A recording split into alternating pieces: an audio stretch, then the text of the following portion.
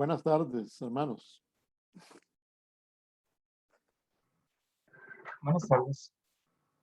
Hola, Greta, qué bueno verla. Hola, hola, ¿cómo están? ¿Cómo has estado? ¿Bien? Gracias al Señor mejor.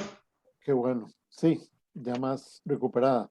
Me gusta que andas de morada hoy, siendo herediana. Pero yo soy herediana, profe, yo soy de corazón morada. Ah, bueno. Eso es, así me gusta. Yo Eso soy bien, estamos. al León de Judá. Hay que tener esperanza que la gente se convierta en su momento, ¿verdad, Greta? Si no Hoy, tuviéramos fe y esperanza, no estaríamos en esto, así profe. es. Hermana Fermina, bienvenida.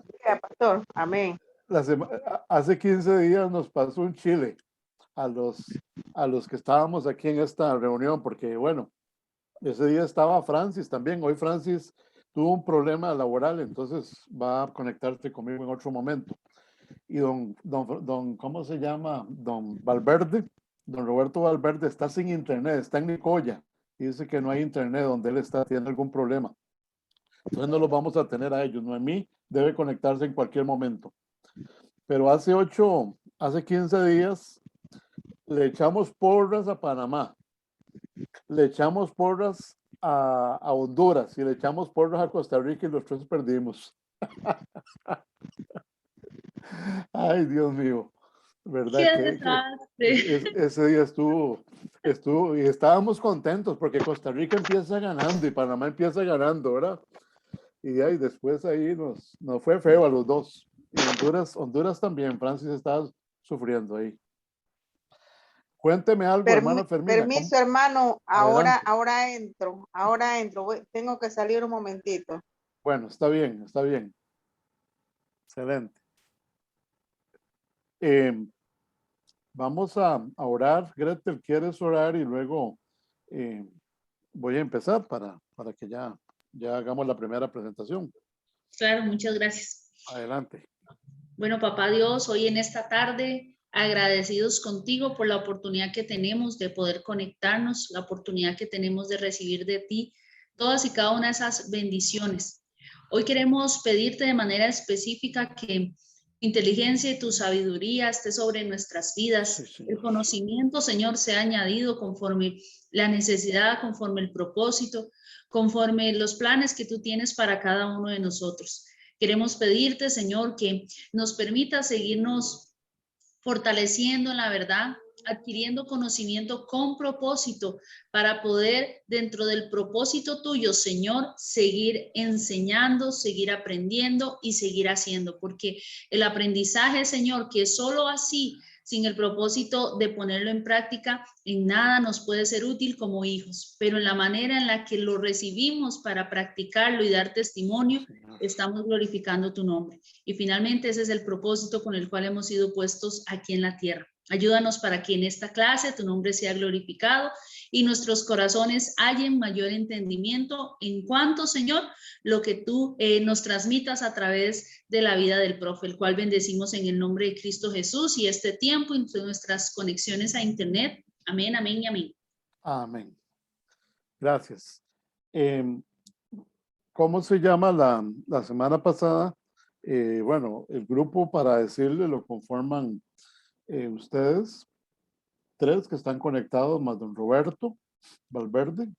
Don Roberto Valverde lo conforma también la hermana Noemí, que ahorita se debe conectar, y Francis, ¿verdad? Son las personas que están incluidos en este grupo. Hay otra hermana que está llevándolo, pero por eso es muy importante la grabación, Efraín, porque yo se los paso a ella. Ella no puede conectarse, pero ella sí está en contacto conmigo. Y la hermana Mireya. Y entonces es un grupo más o menos de 7 personas que estamos en este. Bueno, la semana pasada que iniciamos, tal vez solamente para reiterarles a Gretel y a Efraín, que hicimos un cambio en cuanto a los asuntos del curso, cómo se gana el curso. Pusimos ahí que la asistencia y la participación son 20%. Antes era 33, ahora es 20%. O sea, cada vez que nos pegamos son 5 puntos, para decirlo así. lecturas 40% y exposición 40%. ¿Verdad? Entonces la fuerza del curso está en las lecturas y también en la exposición. Entonces, eso es algo muy importante para que lo tengan ahí presente. El día de hoy vamos a hacer la revisión en su momento de la primera lectura, ¿verdad? Entonces yo voy a hacer la presentación, un resumen del primer viaje y el segundo viaje de Pablo, ¿verdad? Y ahí hay unos PowerPoint más si nos da chance para compartirlo. Y después hacemos la lectura. Revisamos la lectura para chequear ahí el avance de la misma. Bueno. Pastor, disculpe, nos va a mandar los PowerPoint. Ah, sí, claro, los de la semana pasada. Se los voy a mandar. Ajá, para tenerlos ahí en visto con este que está mandando ahorita. Correcto. ¿Ese lo está observando? ¿Lo están observando bien? Sí, sí, Okay, está correcto. Muy bien. Bueno, una de las cosas interesantes del apóstol Pablo tiene que ver con el hecho de que el apóstol Pablo desarrolló 3 viajes misioneros, ¿verdad? Eso es algo, estuvimos hablando la semana pasada que realmente este personaje, Pablo, después de Jesús, es la persona más prolífera en ministerio, la persona más prolífera en el establecimiento de iglesias y la persona, podríamos decir, más prolífera en escribir las cartas, ¿verdad? Porque él escribió aproximadamente 13 cartas y algunos le registran hasta el libro de Hebreos. Y la otra cosa importante es de que Pablo fue un misionero práctico, un misionero que no solamente nos enseña modelos modernos, paradigmas en cuanto a cómo hacer, cómo desarrollar la misión, sino que él vivió, o sea, no lo hablo, no lo enseña desde una óptica académica, teórica. Aún yo podría usted hablarles de misiones desde una óptica académica, teórica. Sin embargo, siempre me ha gustado combinar lo académico con lo práctico.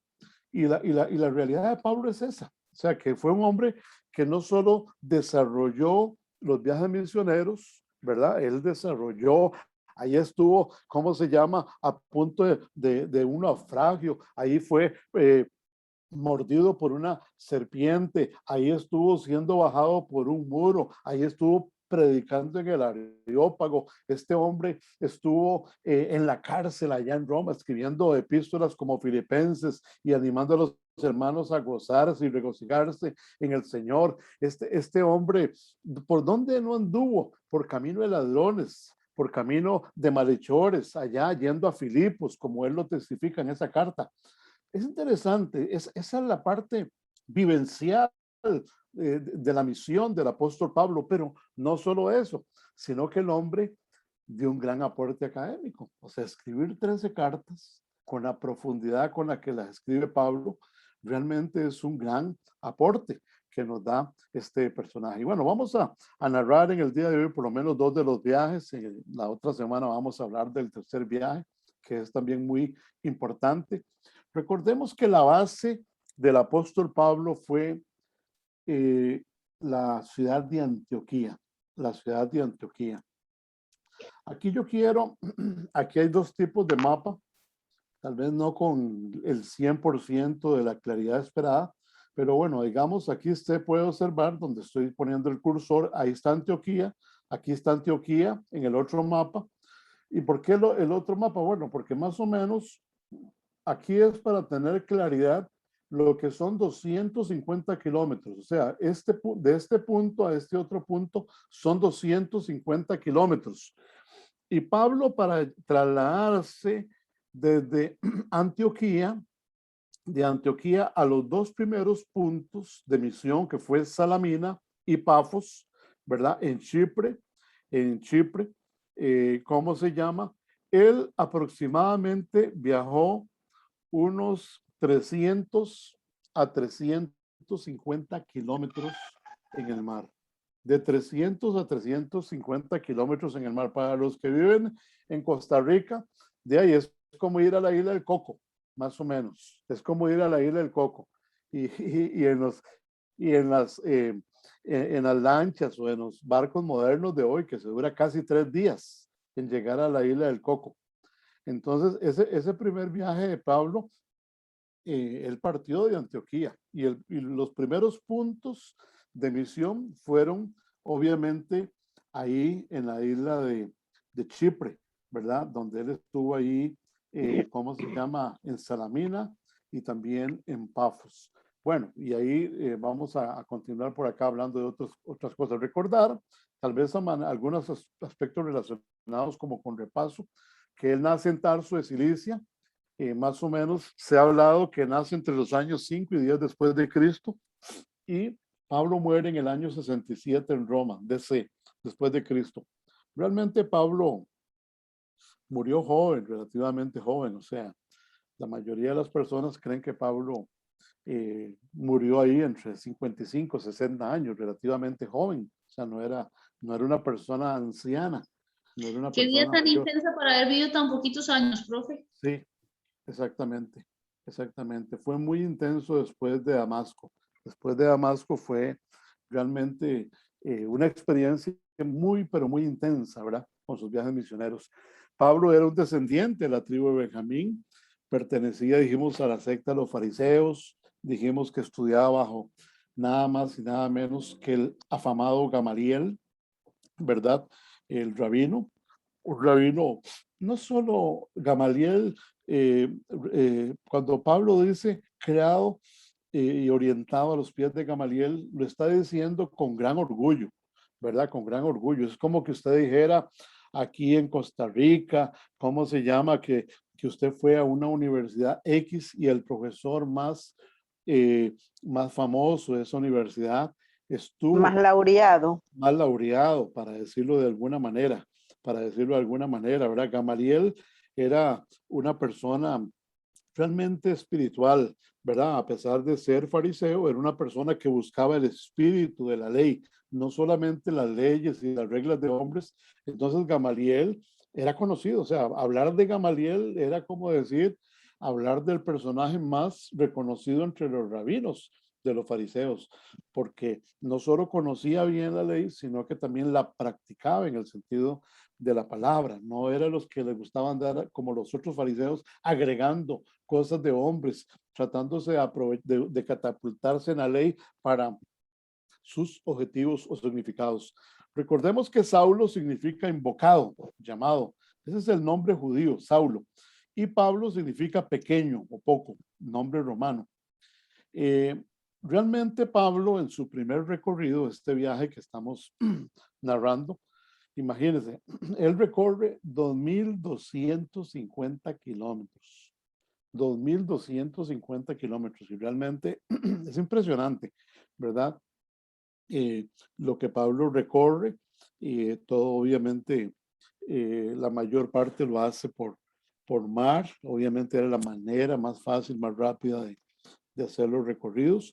El primer viaje se narra en Hechos capítulo 13, 14 y 15. Y se cree que el primer viaje de él inicia entre los años 47 y 48 después de Cristo. Y lo que se dice de Pablo es que él muere decapitado en el año 67 en Roma. Año 67 en Roma. Entonces, podemos hablar, como lo decía Gretel, es bueno lo que estaba razonando Gretel. Fueron 20 años súper intensos de ministerio. Fueron 20 años intensos de ministerio. Yo no me pongo a pensar en esa vida de Pablo. Yo tengo ya, gracias a Dios, 32, 33 años de ministerio. 32, 33 años de ministerio. Pero imagínense, Pablo fueron 20 años, pero así, súper intensos. Ahora, el punto de partida de Pablo fue Antioquía. Eso es ahí en el puerto de Seleucia, se cruza el Mediterráneo y como lo vemos ahí en el pasaje Él llega a Chipre, que es una isla que está más o menos a 225 kilómetros de largo, 80 kilómetros de ancho. Eso es lo que mide esta isla. E inician la tarea ahí en las sinagogas con los judíos de Salamina. Y ahí va también de ayudante Juan Marcos, ¿verdad? Juan Marcos, el sobrino de Bernabé. Luego cruzan a la isla, a la costa occidental, que es Pafos. Y ahí es donde él tiene ese famoso encuentro con Barjesús Elimas y también con el procónsul Sergio Paulo, quien se convierte. Y ahí es donde se le empieza a llamar Pablo, ¿verdad?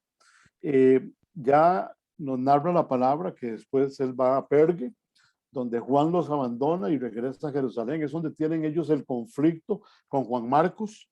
Y luego en Antioquía de Pisidia, esta es otra Antioquía, aquella es Antioquía de Seleucia, esta es Antioquía de Pisidia. Ahí realizan enseñanzas en las sinagogas y dice la palabra que se convierten muchos judíos y gentiles, y también hay prosélitos, y la palabra se difundía. Obviamente, al haber tantos judíos ahí que se convertían, fueron expulsados. Ya luego él está en Iconio, y ahí predican en la sinagoga los judíos, y la palabra declara que ahí creyó gran cantidad, y no solo eso, sino que ellos desarrollaron señales y prodigios, y también son perseguidos y huyen, ¿verdad?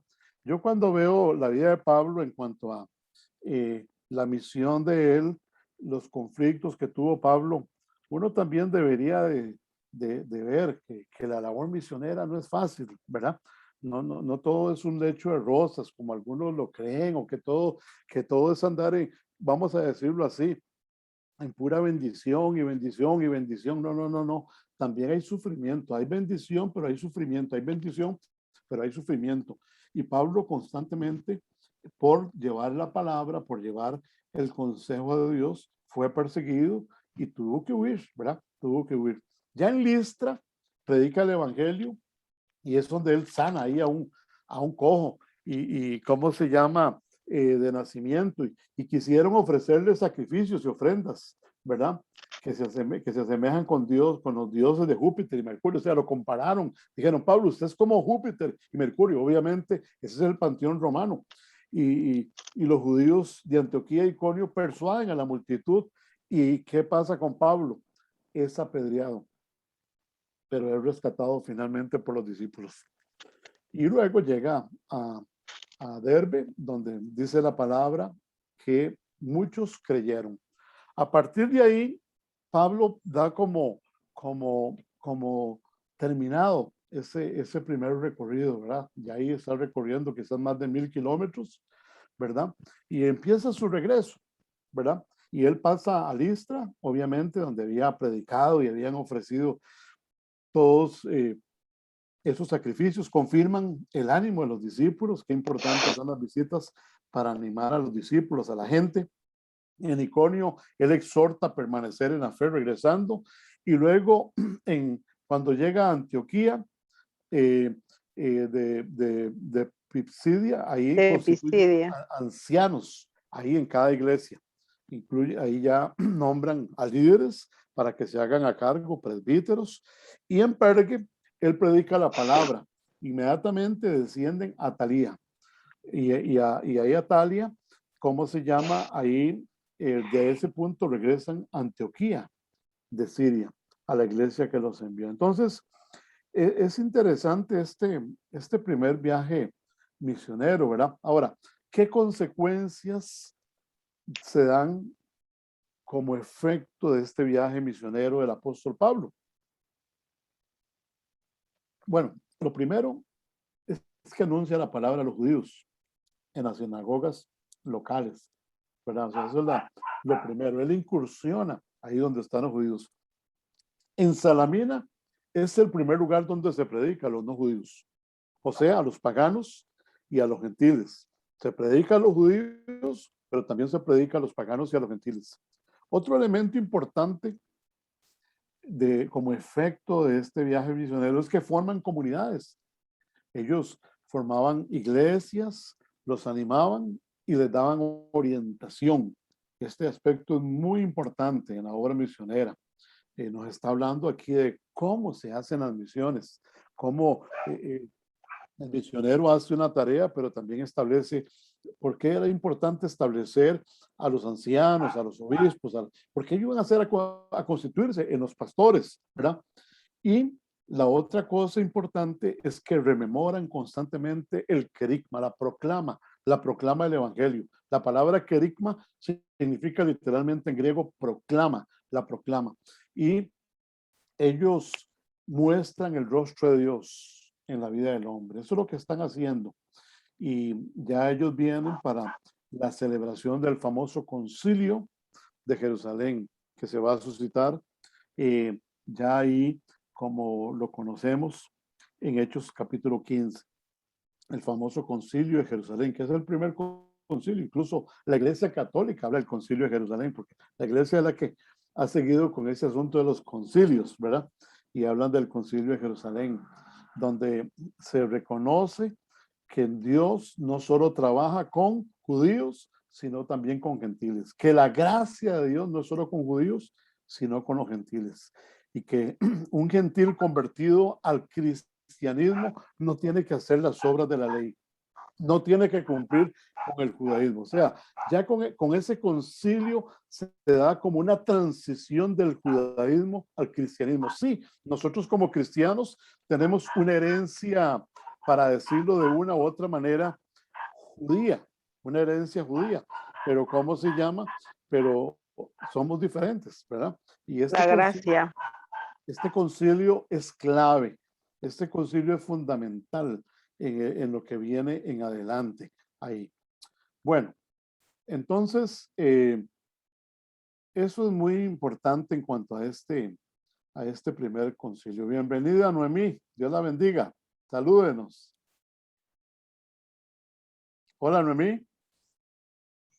Hola, Pablo, disculpa, es que estaba aquí, quería entregar los niños, pero no han venido todavía. Entonces, estoy ahí que me llaman para venir, pero bendito Dios, aquí estamos. No se Gracias. preocupe. Yo le quiero animar a Noemí, a la hermana Fermina. Yo sé que las dos han estado con muchas tareas, con muchas labores, y a pesar de eso, ustedes están haciendo el esfuerzo por estar aquí. Yo sé Efraín y Gretel, pero me refiero que ustedes me han comentado, ¿verdad? De lo que ustedes a veces están haciendo aquí y allá y que hacen todo el esfuerzo, pero yo les felicito por ese deseo de capacitarse, prepararse y de ir adelante. Y bueno, la ventaja con lo virtual no es lo ideal, ¿verdad? Es que hey, en un momento uno se le presenta una emergencia, por lo menos en el caso de ustedes como estudiantes, yo como profesor me desaparezco de aquí, ustedes me dicen, seguramente vino el Señor, ¿verdad? Pero usted sí se puede dar un recreito, ir un minutito ahí, ¿verdad? Y todo así por el estilo. Pero digamos, sí, es importante eso, los felicito, porque ahí todos estamos siempre muy ocupados, pero yo sé que, y yo los animo a que todos perseveren y se mantengan firmes en esto, y siempre se suscitan cosas. Vea que don Roberto me dijo, hermano, ahora a las 3:30, hermano, se fue la luz, estamos sin internet aquí él no vive en el centro, en Nicoya, vive un poquito ahí como yendo para Sámara, no, están sin internet. Y a Francis de ahí le cayó un montón de trabajo y me dijo, busquemos otro momento para pegarme. No sé si se va a pegar el viernes o qué día. Vamos a coordinar eso. Bueno, quiero hablarles ahora para después revisar un poco la lectura del segundo viaje misionero de Pablo. Y quiero decirles algo importante en cuanto a este viaje misionero. Es importante mencionarles, ¿sí? Sí, el segundo viaje misionero de Pablo. Pablo, una vez que regresa, los misioneros cuando regresaban a la iglesia, y esto es algo que hemos tenido que enseñar a muchos de los misioneros, orientales, bíblicamente, cada vez que es saludable que un misionero cada cierto tiempo cada 4, cada 5 años de estar en el campo misionero, regrese al campo, a la iglesia madre, con varios objetivos. ¿Cuáles son los objetivos para que un misionero regrese de nuevo a la iglesia madre, a la iglesia que lo envió o al país que lo envió? Bueno, primero, para que se tome unos 6 meses de descanso. 6 meses de descanso. Y le voy a decir, y en segundo lugar, para que informe cómo ha estado el trabajo durante esos 4 o 5 años. Y podía agregar un tercer aspecto, ¿verdad? Son 3 razones. Primero, para que esa persona venga y descanse. Segundo, y voy a ampliar un poquito eso, para que informe a la iglesia qué es lo que ha hecho. Y en tercer lugar, para que levante nuevamente ofrendas, para que apoyen su proyecto de misión. Son las 3 razones por las cuales decimos que un misionero haga un trabajo durante 4 o 5 años en cualquier lugar del mundo y regrese a su país, regrese a su iglesia. Él necesita descansar y le voy a decir, la labor misionera, escúchelo bien, amados hermanos, porque de una u otra manera nosotros tenemos relación con iglesias o con líderes que están haciendo misiones. La labor misionera es la labor ministerial más desgastante que existe. El desarrollar una labor misionera en un lugar fuera de nuestro país es la labor más desgastante. La realidad, ¿verdad? O sea, yo he estado en organizaciones misioneras por muchos años.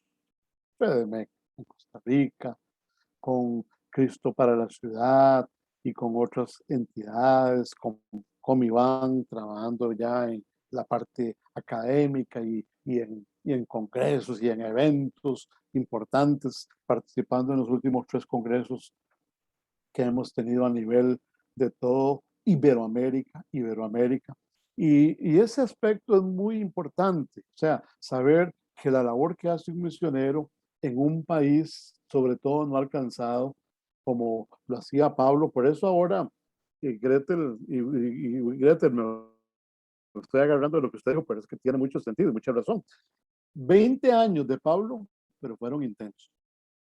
Hay misioneros que van al campo misionero y lo que desarrollan son 15, 20 años, pero lo hacen así de intenso, ¿verdad? Y se desgastan, y desgastan ellos, su esposa, su esposo, su familia, ¿verdad? Y bueno, alguien ha dicho que los hijos de los misioneros, si usted quiere conocer hijos que podíamos llamar supermanes de hijos, son los hijos de los misioneros. Porque un hijo de un misionero a veces está expuesto a varias culturas. Bueno, primero, si tu papá es del mismo país, o a veces un misionero se casa con una persona de otro país, bueno, ya ahí van 2 culturas. Van a una cultura donde van a hacer la misión, una tercera cultura. Y a veces tienen que salir a otro país y se exponen a 4 o 5 culturas. Generalmente un hijo de un misionero, yo conozco hijos de misioneros que hablan 3 o 4 lenguas, que son personas con una mentalidad cultural amplia, porque han sido expuestos a varias culturas. Salieron de niños o de adolescentes y están en otra cultura. Entonces han tenido que adoptar. Por supuesto, también tienen sus conflictos, tienen sus problemas y se han dado muchas consejerías relacionadas con estos. Pero ese aspecto es muy importante. Ya que estamos hablando de Pablo, del viaje misionero, él viene a Antioquía y empieza su segundo viaje, ¿verdad? Su segundo viaje y Pablo, más o menos, ahí está el mapa, pero ahorita vamos a narrar algunos detalles importantes en cuanto a este segundo viaje misionero. Parte obviamente de Antioquía, ¿verdad? De Antioquía, ahí donde él donde él ha estado, ¿verdad? Aquí en esta región de Tarso, Capadocia. Eso es Turquía. O sea, Pablo salió de una iglesia gentil, de la iglesia de Antioquía. Y esta vez, él no pasa directamente a Chipre, a la mina de Pafos, donde hizo el primer viaje. Este lo va a hacer un poquito más abajo, va a Cesarea, ¿verdad? O a Cesarea, como dicen algunos.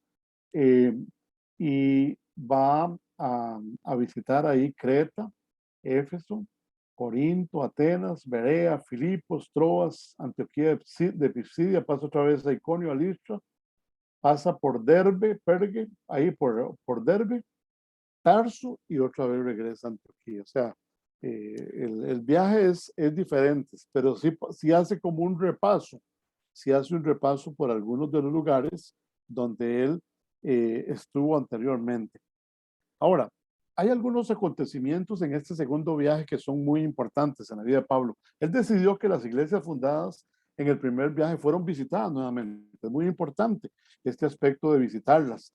También otro elemento interesante que pasa es que hay varias controversias entre los judíos y los gentiles. Ahí en Jerusalén ya hay algunos como que quieren decir, bueno, es que los gentiles tienen que hacer esto para que realmente sean cristianos. O sea, están teniendo ahí algunos conflictos, hay algunos problemas.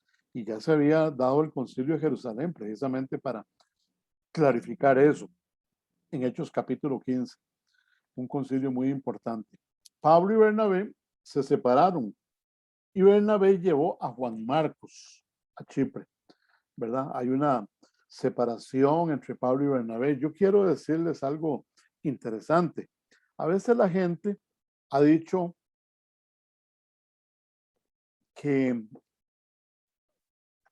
por qué a veces dos personas que empezaron un ministerio juntos, hablemos de pastores o líderes, ya de un momento a otro uno decide irse por un lado, otro decide por otro lado. No estoy hablando de divisiones, no estoy hablando de divisiones, que una persona dividió una iglesia, eso es diferente. Pero estoy hablando de enfoques ministeriales, de aspectos donde tal vez una persona tal vez es más con ciertos enfoques doctrinales, otros más con otros enfoques doctrinales. Y esas personas deciden sencillamente, bueno, usted se va por allá, yo me voy por acá. Es una separación ministerial. Pablo y Bernabé tuvieron una separación. Parece que no hubo acuerdo, tal vez en la forma como Pablo estaba haciendo el trabajo. Bernabé le dijo que no le parecía como, porque sobre todo el punto ahí de conflicto fue Juan Marcos, el sobrino de Bernabé. Ahí, porque ¿cómo se llama? Parece que él era joven, no tenía toda la experiencia, posiblemente Pablo le dio algunos consejos, no los atendió, y eso estaba creando conflicto. Entonces hay una separación entre Bernabé, que se va con su sobrino, Juan Marcos, a Chipre. Y entonces Pablo sigue por su parte ahí, ¿verdad?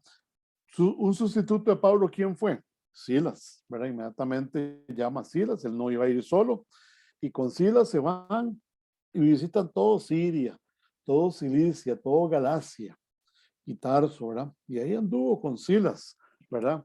Ahí desarrollando el ministerio que hizo realmente cosas muy interesantes junto con Silas, pasaron hasta un tiempo en la cárcel y ahí estaban predicando la palabra y todo lo demás. En Listra conoce a su joven discípulo Timoteo, famoso Timoteo en el segundo viaje, ¿verdad? En el segundo viaje, ya él había pasado a Listra, pero le hablan de un famoso Timoteo. Mire, por ahí está Timoteo, que es un joven judío romano, o sea, con padre romano y madre judía, y su abuela también judía. Y bueno, Pablo dice, le hablaron muy bien, dijeron, ese muchacho tiene buen testimonio, puede ser una persona que puede ser usado en el ministerio. Y bueno, Pablo lo pone como parte de su equipo misionero. Incluso más adelante le va a asignar ahí una iglesia, una de las iglesias, la iglesia de Éfeso, se la va a asignar a Timoteo para que él la pastoree. Y entonces ahí en Listra es donde lo conocen. También de un momento a otro el Espíritu Santo, Pablo muy sensible a la voz del Espíritu, así como lo había sido allá en Antioquía, ¿verdad? Cuando dice que el Espíritu Santo dijo, apártenme a Pablo y a Bernabé para la obra que los quiero. Y Pablo fue sensible y la iglesia oró, la iglesia también fue sensible y los enviaron. Y esa iglesia estaba enviando a Pablo y a Bernabé a tocar 3 continentes. Como lo dije, creo que la semana pasada, esa iglesia no estaba pensando en la trascendencia de atender en obediencia a la voz del Espíritu. No se imaginaba. A veces cuando usted y yo estamos obedeciendo a la voz del Espíritu, cuando estamos oyendo la voz de Dios, cuando se nos está dando una palabra ahí por parte del pastor o alguna persona que nos ha predicado una palabra y usted dice, esta palabra es para mí, yo me adhiero, yo tomo esa palabra. Usted no sabe que cuando esa palabra viene y usted la obedece, la trascendencia que puede estar teniendo, lo que puede implicar de bendición para muchas personas, para una ciudad, para un pueblo, y vea que en el caso de Pablo no fue para un solo país, fue para continentes. Pablo, a través de esa obediencia en la iglesia de Antioquía, bendijo Asia Menor, bendijo Europa y también repercutió en África. O sea, estaba tocando 3 continentes. Eso era realmente increíble, era realmente algo trascendental, un acto de obediencia de Pablo al oír la voz del Espíritu Santo. Pero también el Espíritu Santo le dijo, mira, no quiero, fue prohibido por el Espíritu hablar en Asia por un tiempo, porque el Espíritu tenía otros planes, el Señor tenía otros planes para Pablo.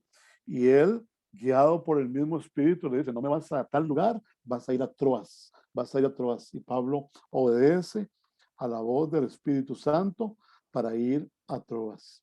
Y ahí ocurre algo bien interesante, algo bien interesante. Y ahí me gustaría que pudieran leer estos pasajes. Gretel, ¿serías tan amable de leer Hechos 16:9 y Hechos 17:15? Si me haces el favor. O léeme Gretel 16:9 y Noemí me lee, por favor, 17:15. Léame esos donde se habla de ese llamamiento macedónico. El llamamiento macedónico. Listo, profe. Adelante. Dice Hechos 16:9. Y se le mostró a Pablo una visión de noche.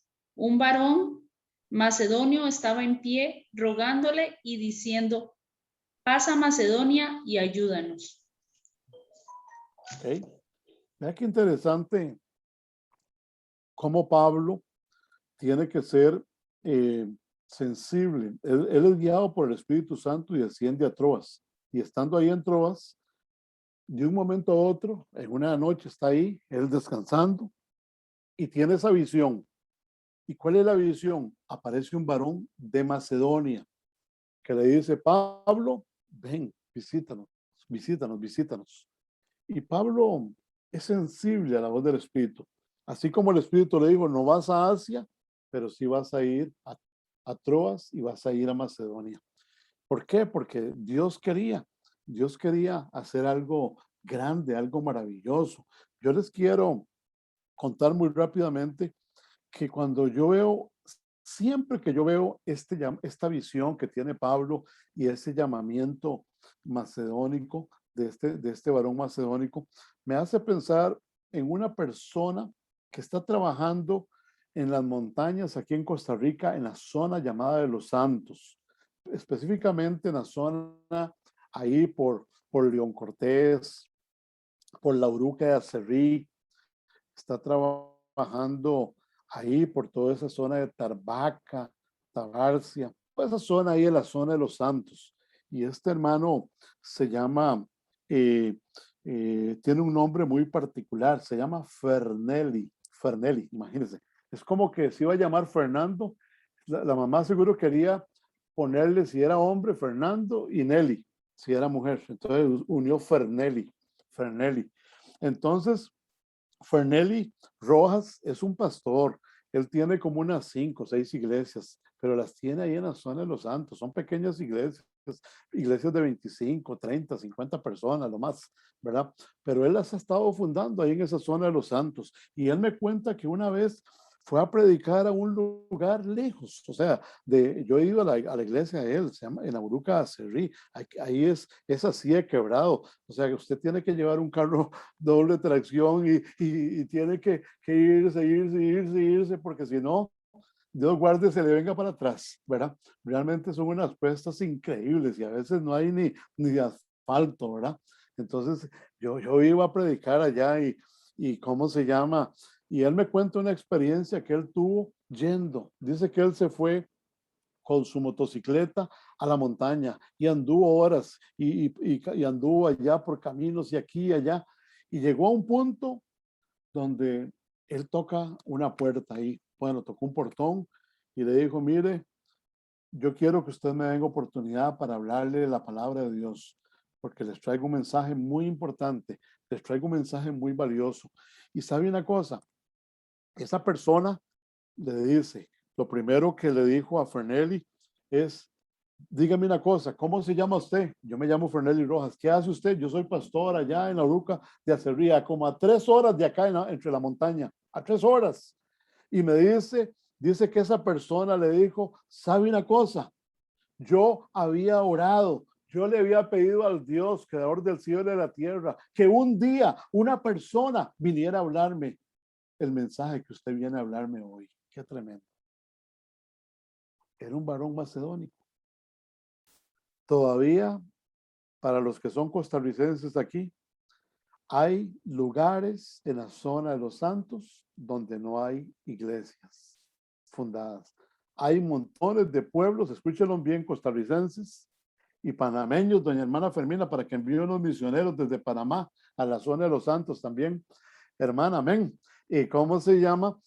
No hay iglesias en muchos pueblos de la zona de los Santos y son pueblos muy católicos, son pueblos muy beatos, son pueblos muy idolátricos, hermanos. En cada casa, no en un lugar ahí, en una esquina, en un barrio, no, hermanos, en cada casa de de esos pueblos de la zona de los Santos hay una inscripción para un santo. Y ahí lo tienen guardado y le prenden velas y un montón de cosas más. O sea, hay una necesidad del evangelio, hay una necesidad de la palabra en esos lugares y el sacerdote, hermanos, tiene un dominio mental sobre las personas, al punto que les dice, si andan por ahí esos evangélicos predicando, échenle en los perros, expúlselos, saquen los machetes y asústenlos, porque hasta ese tipo de experiencias ha tenido este Fernelli. Más de una vez dice que lo persiguieron con un machete. ¿Qué le parece? Entonces, eso no me extraña cuando yo veo a Pablo haciendo lo que él está haciendo. No me extraña viendo a Pablo haciendo lo que él está haciendo y la experiencia que él está teniendo. Bueno, pero ahí hay un llamado del varón macedónico. Noemí, léanos Hechos 17:15. 17:15. Seguro Noemí salió un momentito. Ella dijo que estaba entregando a los niños. Hermana Fermina, ¿tiene usted la Biblia ahí a mano? Hechos 17:15. Por favor.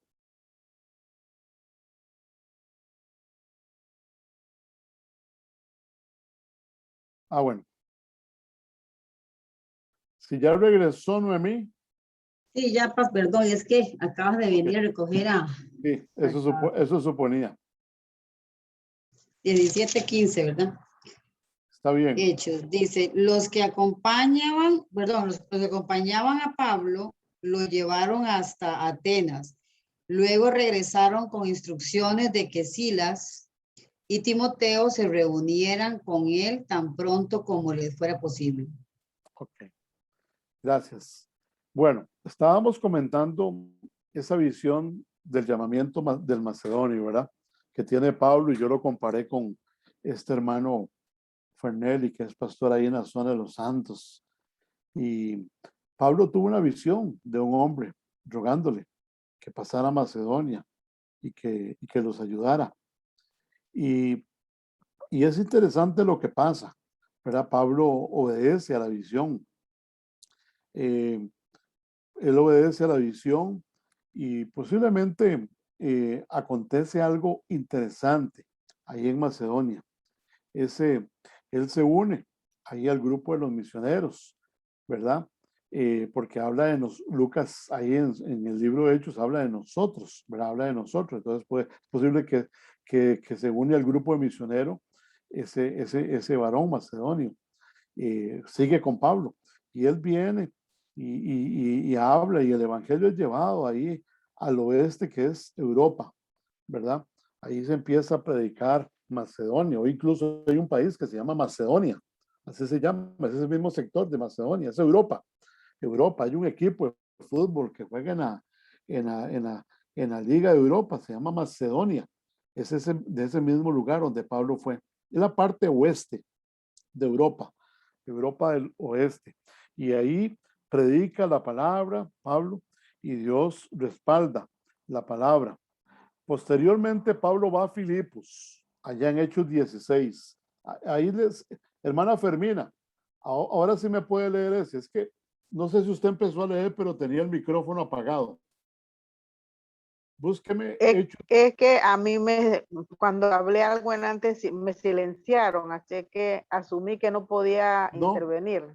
No estaba silenciada. Sí, me salió que me habían silenciado, así que me quedé tranquilita esperando las instrucciones. Bueno. 16, okay. 11, 11 al 15, por favor. Ok, aquí estoy. Amén, varón.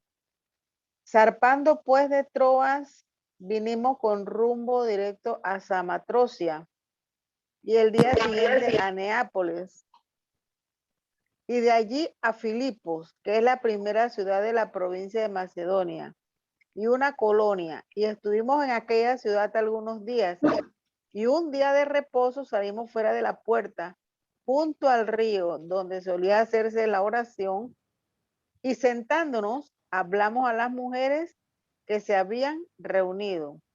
Entonces una mujer llamada Lidia, vendedora de púrpura de la ciudad de Tiatira, que adoraba a Dios, estaba oyendo. Y el Señor abrió el corazón de ella para que estuviese atenta a lo que Pablo decía. Y cuando fue bautizada y su familia, nos rogó diciendo, si habéis juzgado que yo sea fiel al Señor, entrad en mi casa y posad, y nos obligó a quedarnos. Amén. Qué interesante lo que Dios hace en la iglesia, en esta iglesia que se va a establecer, la iglesia de Filipos.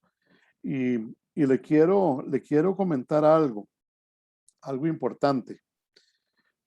Se ha dicho en la historia de la misión que la primera iglesia que se establece en Europa es en este lugar, Filipos, el lugar de Filipos.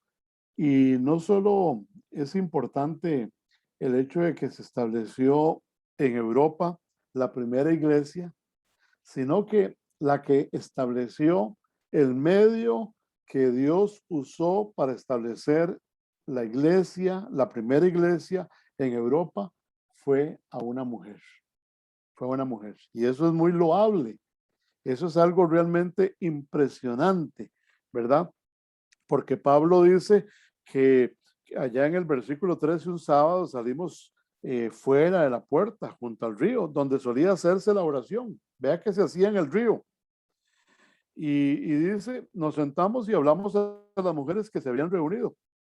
Y dice que una mujer ahí estaba. Esa mujer se llamaba Lidia, que era comerciante, era vendedora de púrpura de la ciudad de Tiatira.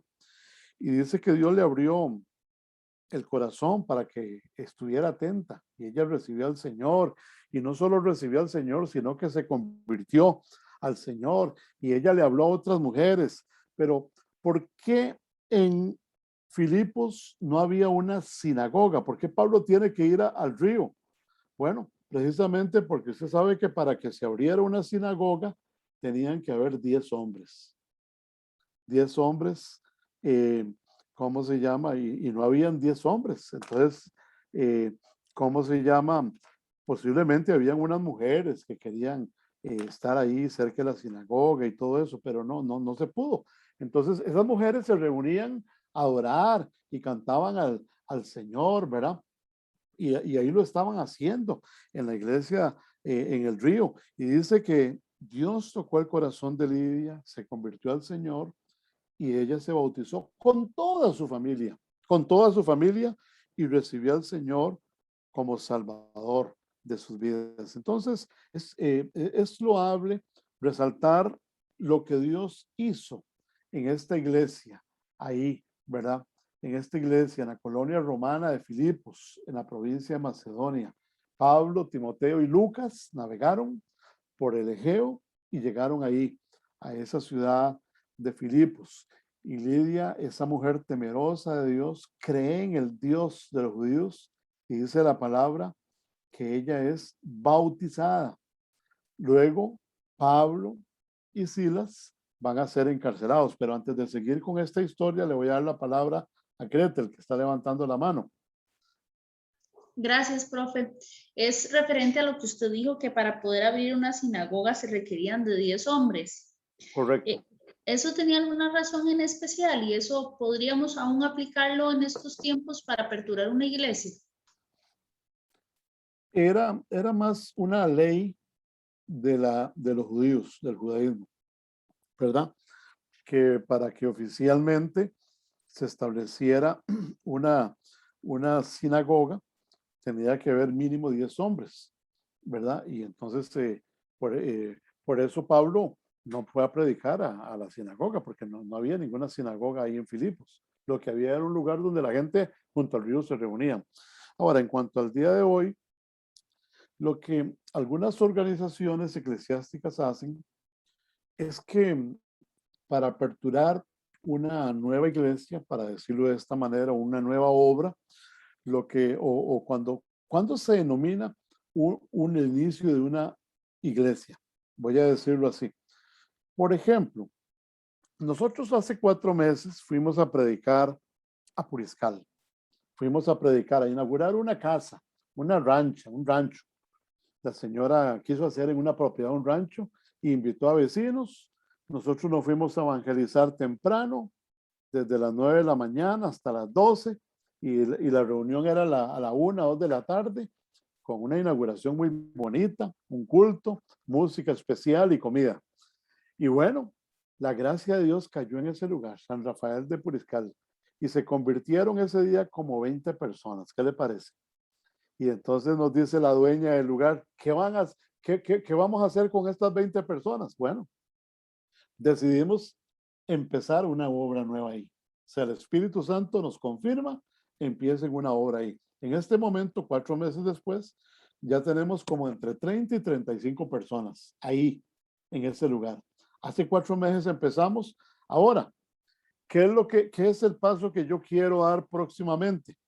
Bueno, el paso que tengo que dar es bautizar a esas personas. Cuando tengamos unos 6 meses y tengamos tal vez ya unas 40 personas ahí reunidas, yo voy a bautizar, y generalmente las denominaciones son las iglesias. Yo no sé, aquí puede opinar también doña Fermina allá en Panamá, cómo hacen con las asambleas de Dios, pero aquí las iglesias bautistas, centroamericanas y bíblicas y otras iglesias, cuando en una congregación hay 25 personas bautizadas, 25 personas bautizadas y que son miembros, ahí se habla de una nueva iglesia,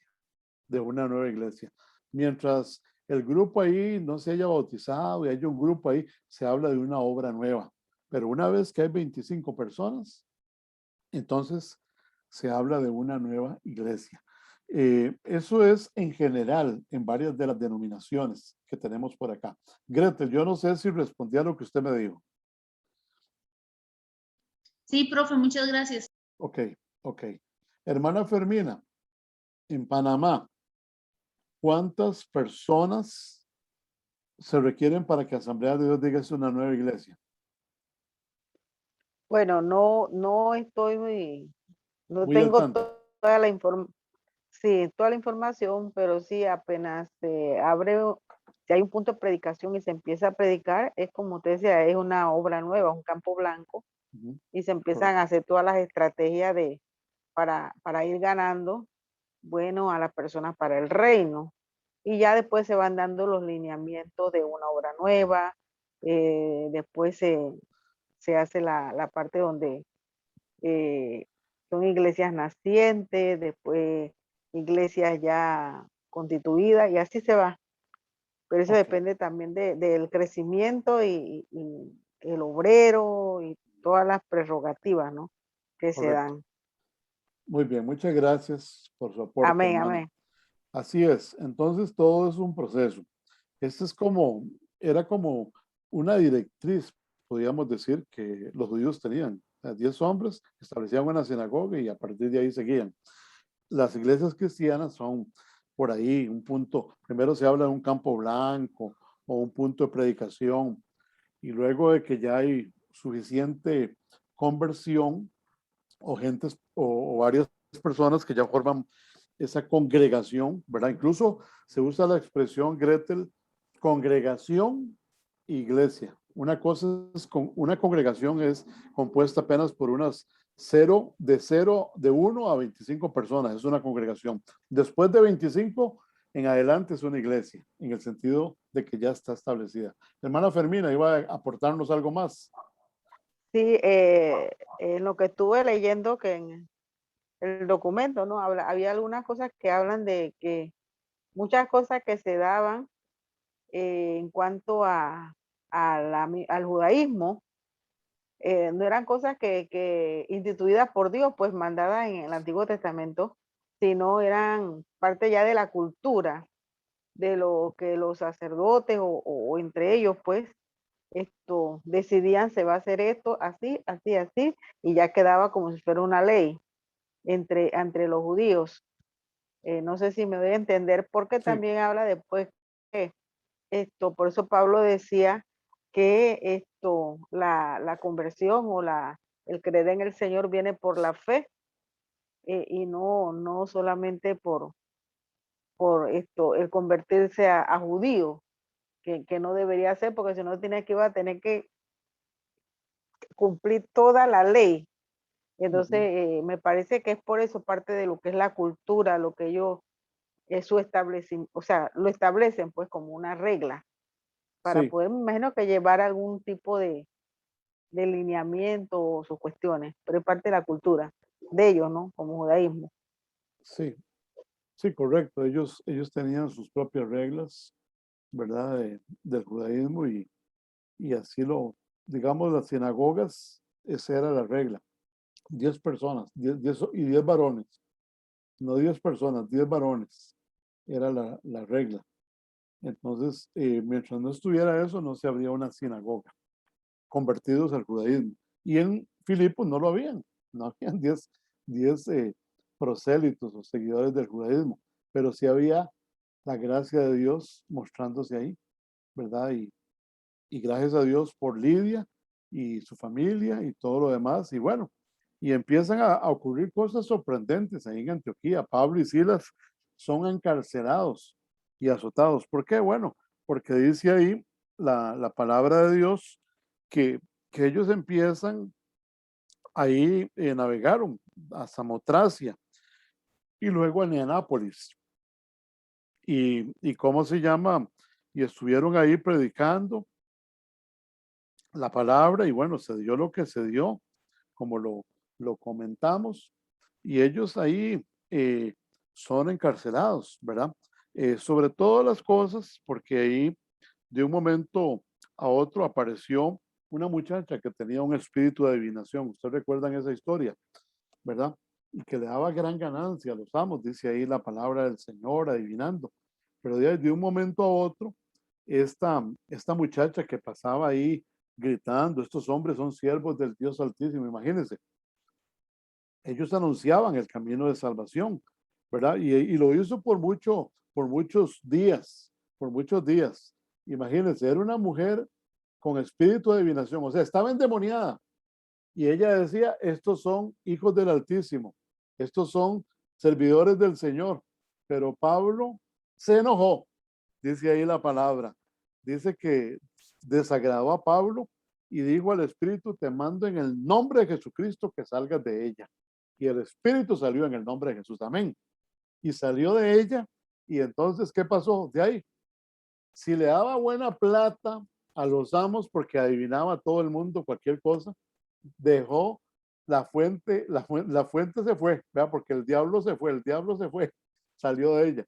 Entonces, ¿qué pasó? Empezó una persecución y los encarcelan y los azotan. Dice ahí la palabra del Señor. Pero ¿qué ocurre estando Pablo y Silas en la cárcel? Dice el versículo 25 que a medianoche orando Pablo y Silas cantaban himnos a Dios, estando en la cárcel, y los presos los oían.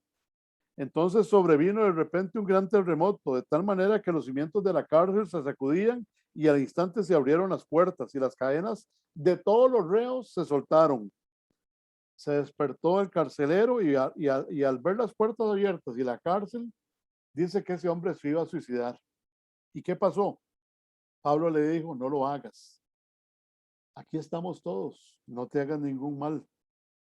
Entonces él pidió una luz, entró y dice que Pablo y Silas lo evangelizaron, le dieron la palabra y dijo, cree en el Señor Jesucristo y serás salvo tú y tu casa. Y se convierte y sigue agregando Dios la obra. Vea, se convirtió Lidia y todas sus, diríamos, toda su familia y varias mujeres con las que hacía transacciones comerciales. Se convierte la endemoniada que le daba ganancia a los hombres. Se convierte el carcelero de Filipos y es bautizado. O sea, Dios empieza a hacer una obra grande y maravillosa ahí en Filipos. Y le voy a decir una cosa. Una de las cartas del Nuevo Testamento que a mí personalmente, más me encanta, más me gusta, es la carta a los Filipenses. ¿Por qué? Porque esta iglesia no solo tuvo una relación entre ovejas y pastor muy buena, porque Pablo se identificó mucho con esta iglesia, hizo una gran obra, porque fue una obra que el Espíritu Santo lo guió a él, ¿verdad? No le dijo, no vayas allá, ve aquí a Macedonia, ahí estaba Filipos y todos esos lugares en Macedonia, en la provincia de Macedonia, y vea que fue guiado por el Espíritu, se estableció una iglesia ahí muy bonita, una iglesia grande, una iglesia a la que le escribe una carta, la carta a los Filipenses, donde habla del gozo, la epístola del gozo, donde habla de Epafrodito, de ese hombre que le llevaba las ofrendas, porque esta iglesia, una vez que Pablo es el líder espiritual, es el padre espiritual de todas estas personas, esta iglesia se identifica con Pablo. O sea, aún Pablo cuando deja Filipos, ellos siguen orando por él, siguen enviándole ofrendas a través de Epafrodito, un personaje que se cita ahí en el libro de Filipenses. Y dice que esta iglesia siempre, a mí me gusta esta iglesia porque es una iglesia que se mantuvo fiel apoyando al misionero. Y eso se requiere, porque varios de ustedes están en iglesias que tienen una visión misionera. Y siempre que Dios me ha permitido estar en iglesias que tienen una carga fuerte por las misiones, para nosotros ha sido muy importante la ofrenda misionera. Apoyar a los misioneros, ofrendar a los misioneros, sobre todo si hay misioneros que han salido de la iglesia y están en pueblos no alcanzados, que están allá por Europa, que están allá entre los hinduistas, que están allá entre los chinos o que están entre grupos tribales. Apoyar con fidelidad. Esta iglesia de Filipos nos enseña lo que es la fidelidad de la ofrenda misionera. Esa es una de las grandes enseñanzas. Ellos tenían mucha identificación con el apóstol Pablo y a pesar de que pasaron momentos muy críticos, muy difíciles, ¿verdad? Ahí en Filipos. Ya en Hechos 17 tenemos la iglesia tesalónica, y esta iglesia es una iglesia bien interesante, lo que acontece ahí, porque ellos pasan por Anfípolis, Apolonia, rumbo a Tesalónica, y hablan en las sinagogas. Ahí se habían sinagogas judías y judíos, griegos y piadosos que creen en el Señor. O sea, Dios ahí en Tesalónica confirma la palabra y ocurren cosas muy bonitas con judíos que se convierten al Señor, griegos también, gentiles, y que forman la iglesia de Tesalónica. Luego llegan a Berea y ahí en Hechos 17, 10 al 15, Le voy a pedir a alguno que tenga la gentileza de leer Hechos 17, del 10 al 15, para poder explicar algo de lo que viene aquí en adelante. ¿Quién quiere leérmelo, por favor? Hechos 10, 17, Gretel, por favor. 10 al 15. Dice, inmediatamente los hermanos enviaron de noche a Pablo y a Silas hasta Berea, y ellos, habiendo llegado, entraron a la sinagoga de los judíos. Y estos eran más nobles que los que estaban en Tesalónica, pues recibieron la palabra con toda solicitud, escudriñando cada día las escrituras para ver si estas cosas eran así. Así que creyeron muchos de ellos y mujeres griegas de distinción y no pocos hombres. Cuando los judíos de Tesalónica supieron que también en Berea era anunciada la palabra de Dios por Pablo, fueron allá y también alborotaron a las multitudes. Pero inmediatamente los hermanos enviaron a Pablo que fuese hacia el mar, y Silas y Timoteo se quedaron allí. Y los que se habían encargado de conducir a Pablo le llevaron a Atenas, y habiendo recibido orden para Silas y Timoteo de que viniesen a él lo más pronto que pudiesen, salieron. Ok. Bueno, Pablo está ahí en ese sector y va a Berea, nos dice ahí la palabra, y dice que ahí en Berea la gente fue muy receptiva a la palabra, fueron muy receptivos a la palabra. Incluso esta gente de Berea eran muy estudiosos. Dice que todo lo que Pablo les decía, ellos lo escudriñaban, ¿verdad? Para ver si lo que él estaba diciendo era correcto. Obviamente la gente sabía que él era un misionero, que no lo conocían, entonces querían asegurarse. A mí me gusta la actitud de la iglesia de Berea, de los hermanos de la iglesia de Berea, y así deberíamos de ser todos, ¿verdad? Hay personas que a veces yo observo, hermanos, que, que oyen ahí en la radio, en la televisión o en cualquier lugar y aplauden a todo eso que dicen sin antes examinarlo. Y la palabra de Dios nos dice que examinemos aún las profecías, que examinemos toda palabra que se oye por ahí, que se escucha por allá. O sea, y yo por eso insto a todas las personas a que se capaciten, a que estudien, a que se preparen espiritualmente, ministerialmente y teológicamente en las tres áreas. ¿Por qué? Porque tenemos que discernir a veces los errores y a veces andan diciendo muchas cosas que no son de acuerdo a la palabra.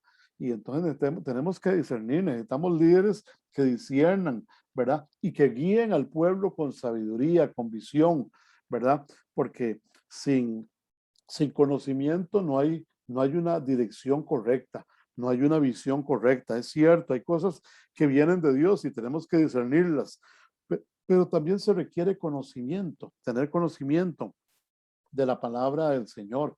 Y ellos tuvieron ahí mucho éxito entre los judíos y los gentiles. Vean qué interesante lo que era el panteón de los griegos. El panteón de los griegos, ¿verdad? Con permiso, Vea que ellos profe, ajá, perdón, antes de avanzar el tema del panteón griego, me gustaría hacer una pregunta que tenía hace rato en el corazón y ajá.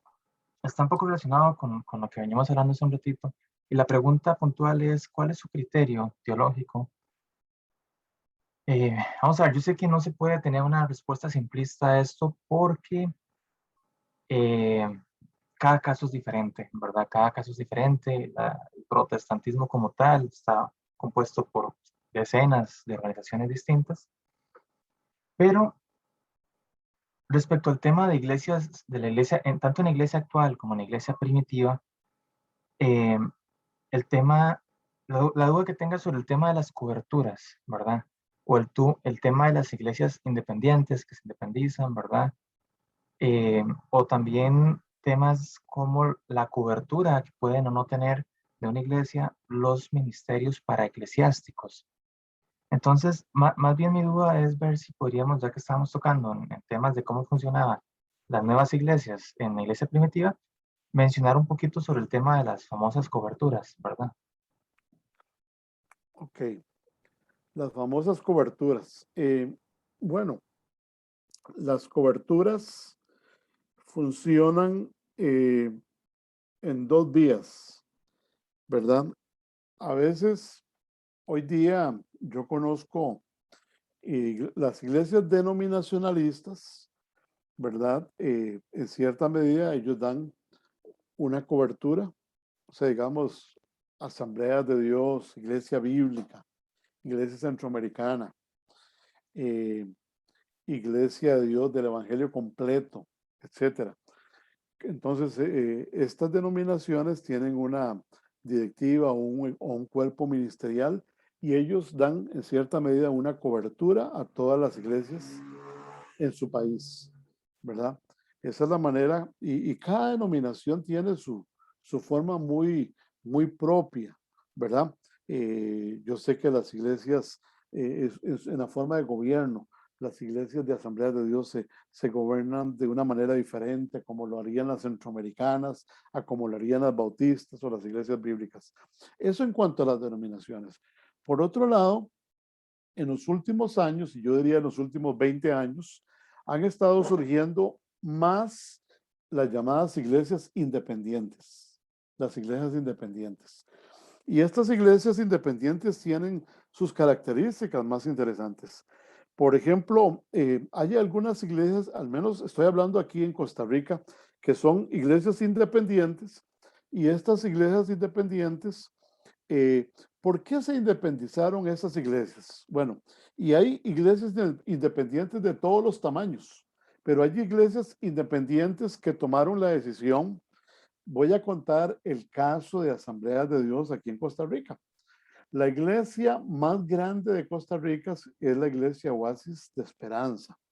Y Oasis de Esperanza es una iglesia que pertenece a Asambleas de Dios, pero es una iglesia que creció, se desarrolló, que impactó tanto, digamos, el ambiente eclesial costarricense, que ellos le dijeron a Asambleas de Dios que ellos querían independizarse, aunque habían estado bajo Asambleas de Dios, bajo la cobertura de la denominación de Asambleas de Dios, era tan grande que ya las acciones y decisiones que ellos tenían que tomar no podían suscribirlas a una denominación, ¿verdad? No las podían suscribir porque tal vez ellos no, ¿cómo iban a tomar una decisión de Oasis de Esperanza en una asamblea de las Asambleas de Dios?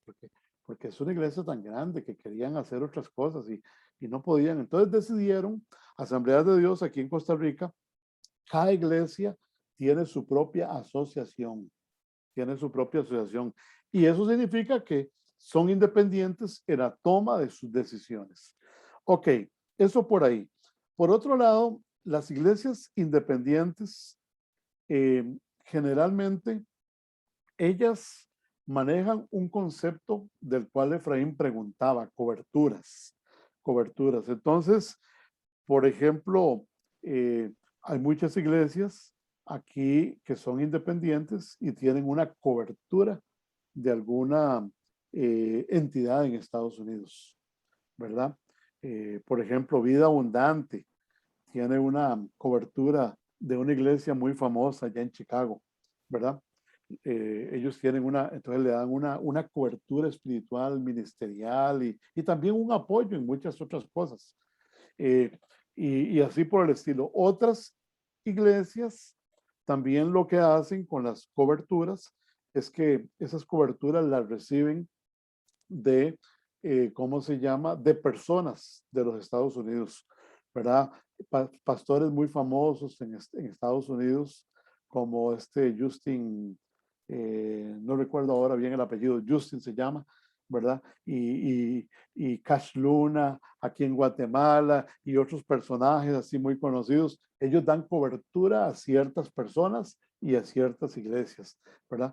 Eso se está dando. O bien, hay ministerios que no son exactamente una iglesia. Hablemos de un ministerio que trabaja con huérfanos, o un ministerio que trabaja con cárceles, o un ministerio que trabaja con con las personas drogadictas o adictas en las calles. Entonces, estos ministerios le piden la cobertura a veces a una denominación o a un pastor. O sea, ¿qué es lo que quieren decir con este asunto de las coberturas? Bueno, que están bajo el techo de alguien. Eso es lo que significa literalmente estar bajo una cobertura. Estar bajo el techo de alguien en el aspecto ministerial, no tanto en la parte monetaria. O sea, el hecho que una iglesia o una denominación le dé cobertura a un ministerio o a una persona no necesariamente significa que es que le está dando un aporte en el ámbito económico. Sencillamente es una cobertura en el orden ministerial. Eso es lo que tenemos que tener claro, en el orden ministerial. Ahora, otro aspecto que funciona con las coberturas, y eso me doy cuenta yo, es que algunos pastores, generalmente independientes, han pedido hoy la cobertura de determinado apóstol. Vamos a decirlo, usar la expresión así clara. Entonces, bueno, el hermano apóstol, para decir un nombre por ahí, Raúl Vargas o Gustavo Acuña, de los apóstoles que se mencionan aquí en Costa Fulano de tal, Rica, digamos. fulano de tal, ¿verdad? Que se dicen que son apóstoles, ¿verdad? O profetas o algo así por el estilo, ¿verdad? Entonces un pastor de una iglesia allá en Chilamate, una iglesia allá en Río Cuarto, una iglesia allá por Pérez Celedón o allá por Punta Arenas, le dice, Pastor X, yo quiero que usted me dé la cobertura a mí, que me dé la cobertura. Y entonces, ¿qué es darle la cobertura? Bueno, el que le da la cobertura, lo que hace es que 1 o 2 veces al año va y visita esa iglesia, predica en esa iglesia, se mantiene en contacto con ese pastor, es el pastor de ese pastor, el que le da la cobertura es el pastor de ese pastor.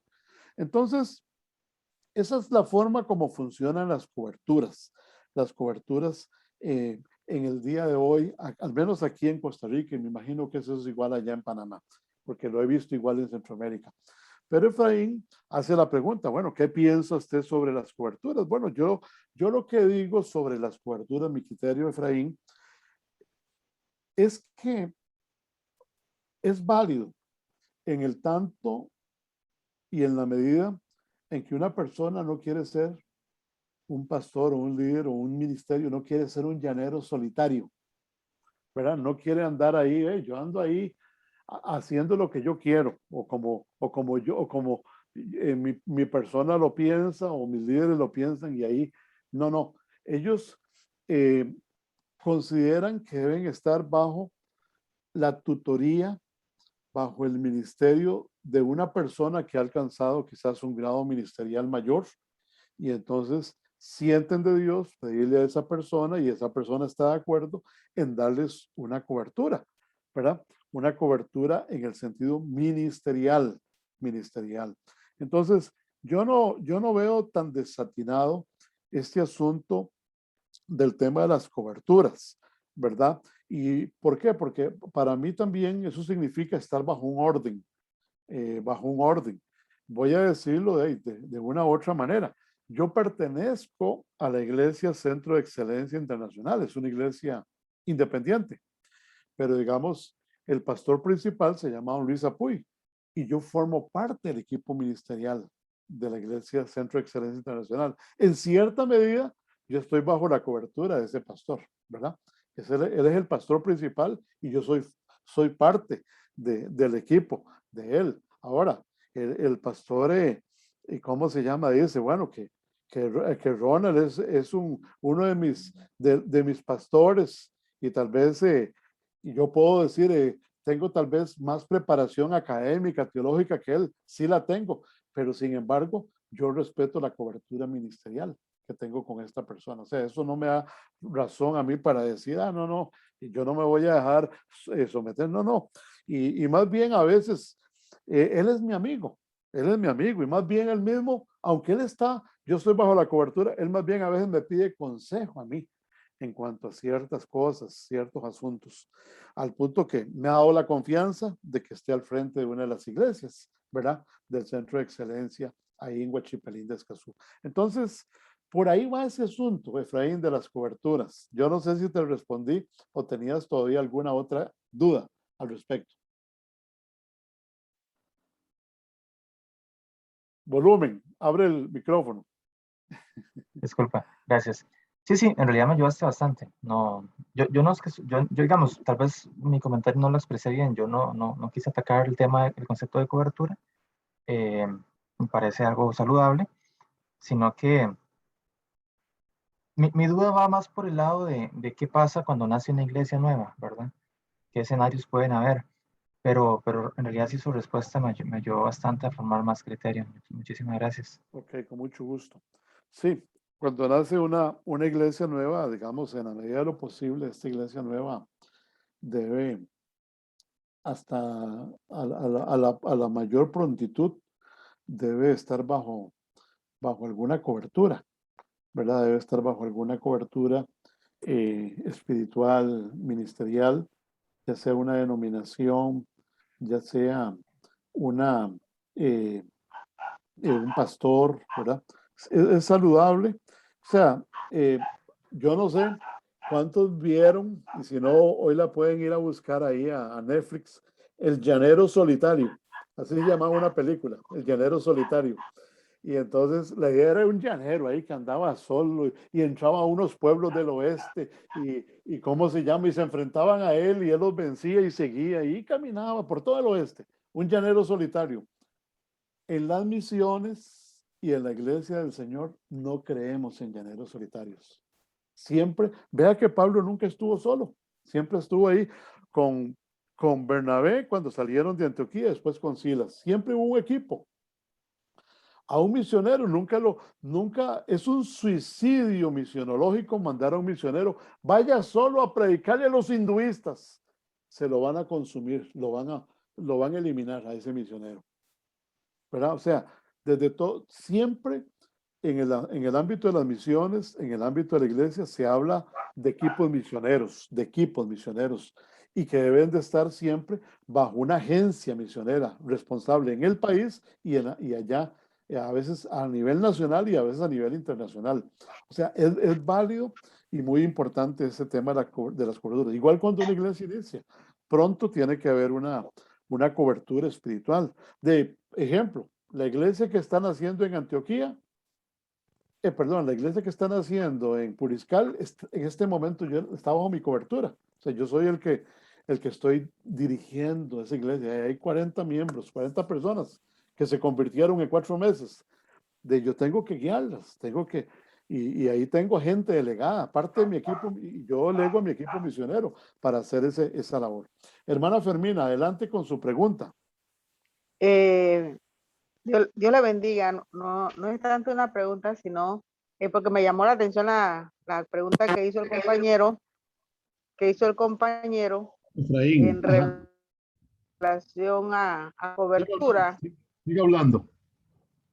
Y es de que, por ejemplo, lo que yo he visto, por lo menos aquí en Panamá, y de repente por algún desconocimiento, es que cuando se han abierto, se abren de las denominaciones y se hacen independientes, es más bien lo que yo he visto, no sé si estaré equivocada, es porque no quieren someterse de repente a las directrices de los líderes, porque no quiere que se le, perdón, se le diga tiene que hacer esto o aquello o no me gustó esto.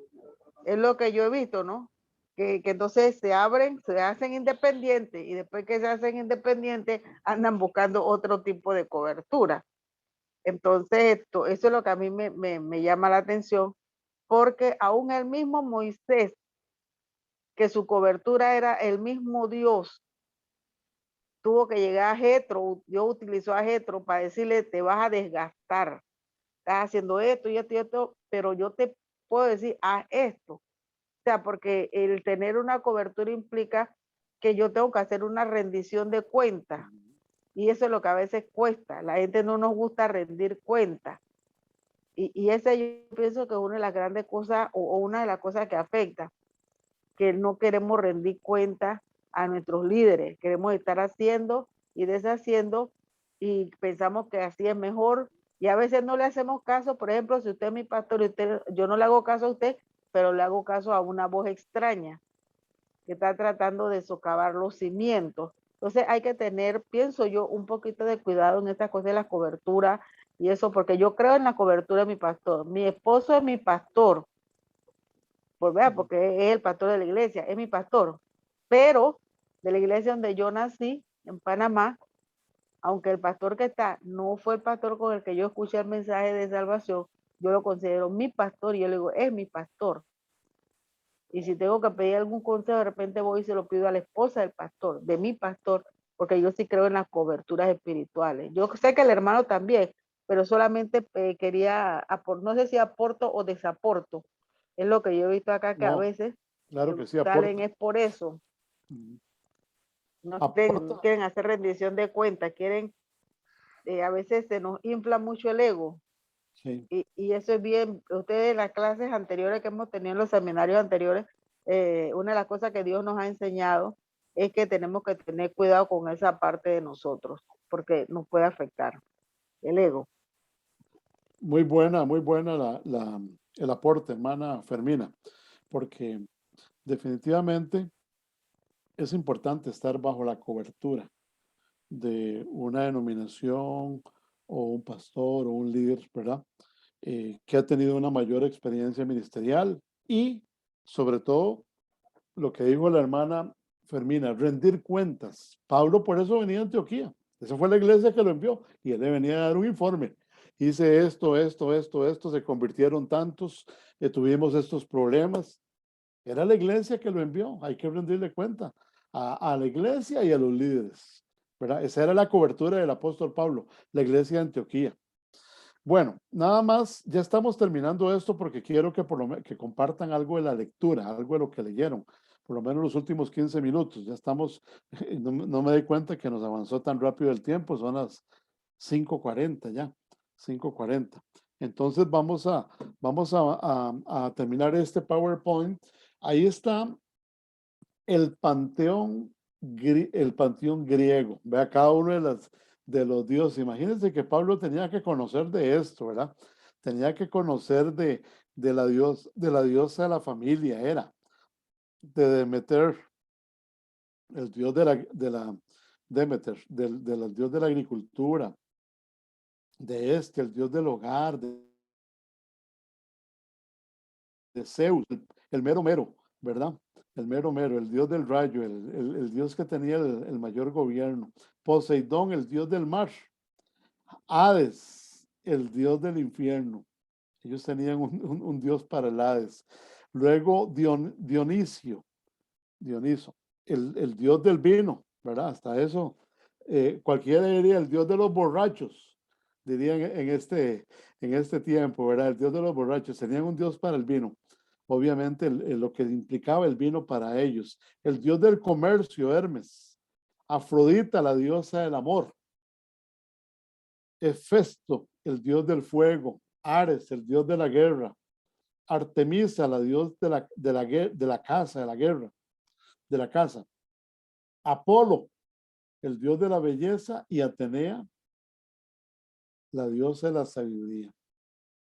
Entonces, este era el panteón al cual en algún momento Pablo tenía que estar lidiando, ¿verdad? Porque cuando él llega a Atenas, ustedes recordarán, voy a ir aquí más rápido, él no había planeado ministerio en Atenas, pero aprovecha el tiempo y predica contra los ídolos que adoraban ahí en la ciudad, que estaban adorando ahí en esa ciudad. Y tiene ahí una discusión con judíos y piadosos en la sinagoga.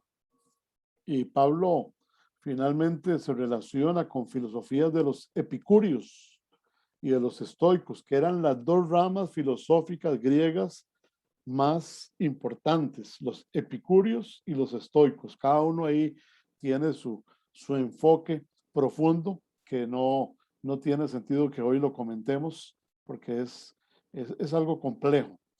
Pero Pablo discute con ellos y finalmente, bueno, antes de pasar a Corinto, quiero que hay una inscripción de cada uno de estos dioses que Pablo está comentando, ahí estaban, pero había una inscripción hacia el Dios desconocido. Y es donde Pablo aprovecha ese Dios desconocido que hablaban ahí los atenienses y les predica a Cristo. Les dice, ese Dios no conocido, hoy se los he traído, se los he revelado, se llama Jesucristo. Pablo era un hombre oportunista, miraba las oportunidades de predicar a Cristo y así tenemos que ser nosotros, hermanos. Cada vez que se abre una oportunidad, predique a Cristo. Si lo tiene que hacer a través de las redes sociales, hable. Si tiene que proclamarlo a través de las redes sociales, hágalo. Si lo tiene que hacer físicamente o en una conversación aquí, pero hermanos, a tiempo y fuera de tiempo, Pablo nos enseña que Cristo tiene que ser predicado. Y más en estos tiempos de pandemia, donde requerimos darle ánimo, esperanza, fortaleza a la gente. Hay que predicar a Cristo a tiempo y fuera de tiempo. Ok, luego Pablo llega a Corinto, de Atenas viaja a Corinto, la capital de la provincia de Acaya, ya es en otra provincia. Allá estaba en Macedonia, ahora está en Acaya. ¿Y cómo se llama? Ahí ocurre algo bien interesante, conoce a Aquila y a Priscila, grandes consiervos en el Señor. Esta gente eran comerciantes. Un día podíamos hablar de ese tema, pero quiero decirle que Pablo, además de ser misionero, él tenía una profesión y él, por decirlo de una manera, comerciaba con esa profesión, o sea, con las tiendas y todos. O sea, Pablo era un negociante, además de ser un misionero, era un negociante. Él hacía sus negocios y eso era lo que le ayudaban para él mantenerse en el ministerio. Y él conoce a Aquila y a Priscila, que fueron grandes consiervos del Señor, pero también eran comerciantes. Él los conoce porque los conoció en el mundo comercial, ¿verdad? Ellos también hacían sus trabajos, ¿verdad? Relacionados con las tiendas y con otros negocios, ¿verdad? Vea que allá en Filipos conoció a la vendedora de púrpura, de las telas más finas, porque ahí estaba el paso de las sedas, por ahí va el camino, el paso de las sedas. Esta mujer negociaba. Entonces Pablo se relacionaba con este tipo de cosas. Por eso se ha hablado de que a veces hay misioneros que directamente salen 100% apoyados por sus iglesias para ir al campo misionero, pero hay otros misioneros que son bivocacionales, se les llama misioneros bivocacionales. ¿Por qué? Porque tienen una profesión y tienen el apoyo de su misión. Entonces ellos tienen tal vez el 50, el 60% del apoyo de la misión, pero ellos van a un lugar determinado a hacer misión y ahí montan alguna pequeña empresa o ahí hacen algunos pequeños negocios, ¿verdad? Y eso les ayuda para sostener también parte del ministerio. Misionero bivocacional. Pablo en ciertos momentos fue un misionero bivocacional. Priscila y Aquila lo hicieron. Lidia, la vendedora de púrpura, era también una sierva bivocacional que también tenía sus negocios. Y ahí se muda a casa de un personaje llamado Justo que vivía junto a la sinagoga, y también Crispo, el principal de la sinagoga, se convierte al Señor ahí en Corinto. Y eso fue algo realmente impresionante, ¿verdad? Imagínense que el pastor de la sinagoga se convierta. ¿Se imagina? Entonces, eso hizo que ahí Corinto, la sinagoga de Corinto, fuera revolucionada, ¿verdad? Y por eso es que se establece ahí una iglesia fuerte, ¿verdad? Y poderosa. ¿Qué hace Pablo? Bueno, una vez que establece la iglesia en Corinto y escribe 2 cartas, ¿verdad? Él se dirige directamente a Antioquía, ¿verdad? Él se dirige aquí a Antioquía y ya para regresar de su segundo viaje, Y ahí está Pablo y ahí mientras tanto pasa para Éfeso, allá donde se establece otra iglesia y se establecen, antes que Pablo llegara a Éfeso estaba un discípulo de Alejandría en Egipto llamado Apolos. Por eso le digo, la influencia de Pablo llegó hasta Egipto, África. Egipto es África y solo conocía el bautismo de Juan. Ahí en Éfeso Pablo lo orienta, le ministró el Espíritu, habló en lenguas y profetizó, y 3 meses después él ministró en la sinagoga de Éfeso. Ahí estuvo ministrando, de todas partes venían a escuchar a Pablo y luego regresaban a fundar iglesias en Asia, a diversos lugares. Pablo los discipulaba, Pablo los formaba en todo sentido y los mandaba para establecer iglesias en Asia, en Europa y también en África. Entonces fue encarcelado y desde ahí escribió las cartas. Ya en Hechos capítulo 18 lo encarcelan. Las cartas de Filipenses, Colosenses y Filemón las escribe estando en la cárcel. Él ejerce el ministerio de la palabra hablada, ahora va a ser en forma y, y también de los actos portentosos, pero se enfrentó con magos, con plateros que hacían templillos de la diosa Diana, ahí en Éfeso. Vino a Grecia y pasó 3 meses a Corinto, y ahí escribió en ese tiempo la carta a los romanos, la carta a los romanos. Y de Corinto va a Jerusalén, y Pablo se despide de los dirigentes de la iglesia de Éfeso, todos lloran, ahí lo dice en el capítulo 20, oraron por él, se despidieron con un adiós por última vez, y Pablo establece ancianos ahí. Dice que ellos trataron de persuadirle para que no fuera a Jerusalén. Dice, Pablo, quédese aquí, aquí está muy bonito todo. Usted nos ama, nosotros lo amamos.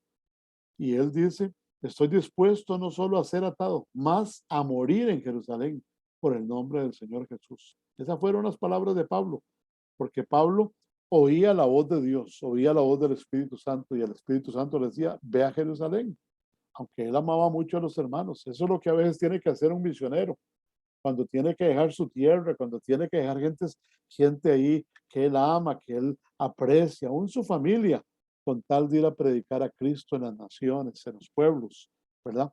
Eso es doloroso, pero eso es parte de la labor del trabajo de un misionero.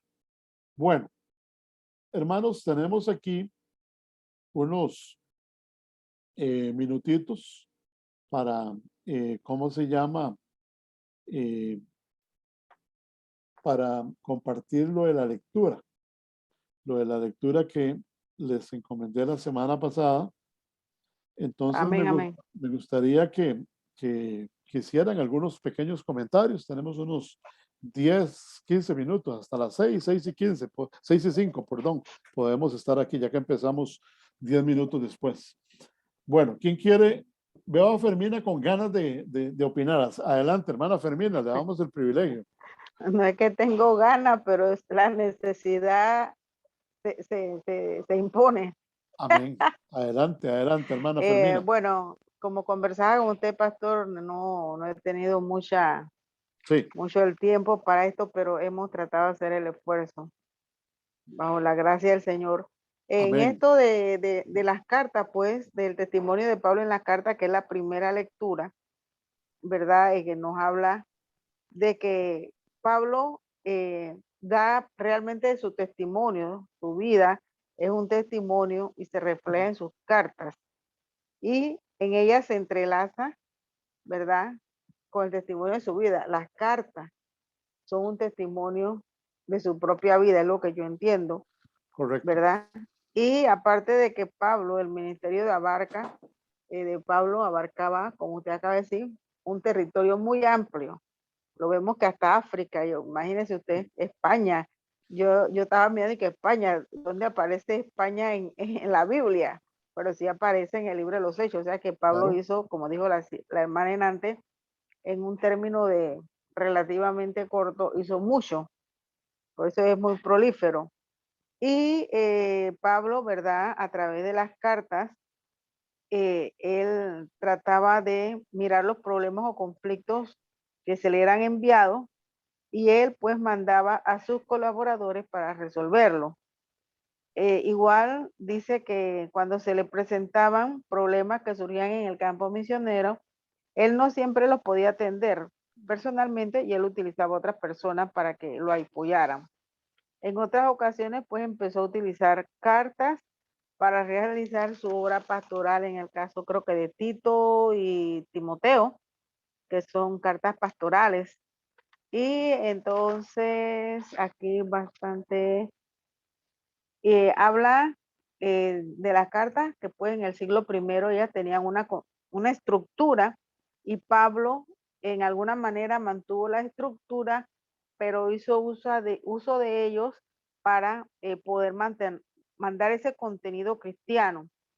Y habla ya después de Gálatas y todos los libros que habla, pero algo que, que puedo yo percibir a través de toda esta enseñanza y de las lecturas es que como Pablo, él fue educado a los pies de Gamaliel, él tenía un vasto bagaje de lo que era la ley, de todo lo que eran los libros del Pentateuco, y todo lo que estaba escrito. Hasta ese momento él tenía eso, pero aparte de eso, fue esa administración especial que Dios le dio en el desierto, creo que es de Arabia, si no me equivoco, pastor. Ese tiempo que él estuvo con Dios muy especial, que realmente él no revela todo, porque dice que hay cosas que él no podía entender, porque dice que el Señor lo llevó hasta el tercer cielo y que él ahí vio, oyó y tantas cosas que realmente él solamente habla lo que Dios le ha permitido hablar. Yo pienso que Dios lo preparó en su espíritu para poder soportar todas las cosas que él tenía que soportar por causa de conocer al Señor como tal. Y yo pienso que eso fue lo que realmente él pudo, entonces, esa ley, vivirla y poder transmitírnosla a nosotros, transmitirnos esa ley y que nosotros podamos vivirla. Cuando vemos a Gálatas que habla de que hay que vivir por el Espíritu, cómo él podía decir eso con autoridad, donde nos dice que tenemos que vivir es nuestra vida, no la vida esa que de este cuerpo, de este que se va a desintegrar, sino lo interno, cómo ese espíritu se tiene que ir vivificando a través del conocimiento de Cristo. Y esas son las cosas que a mí me han llamado la atención de esto, de que en realidad la palabra es viva.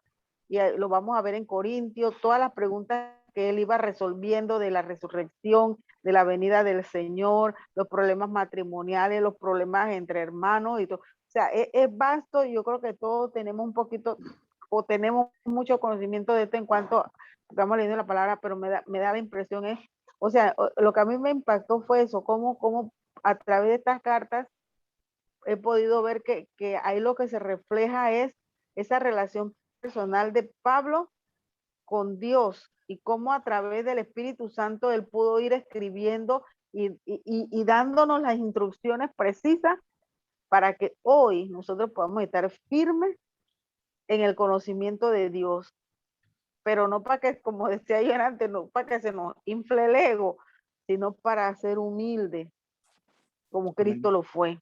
Amén. Hasta el día de hoy. Amén, amado. Amén. Gracias, hermana. ¿Quién más quiere dar algún criterio sobre la lectura de hoy? Hermana Noemí, ¿quiere compartir algo?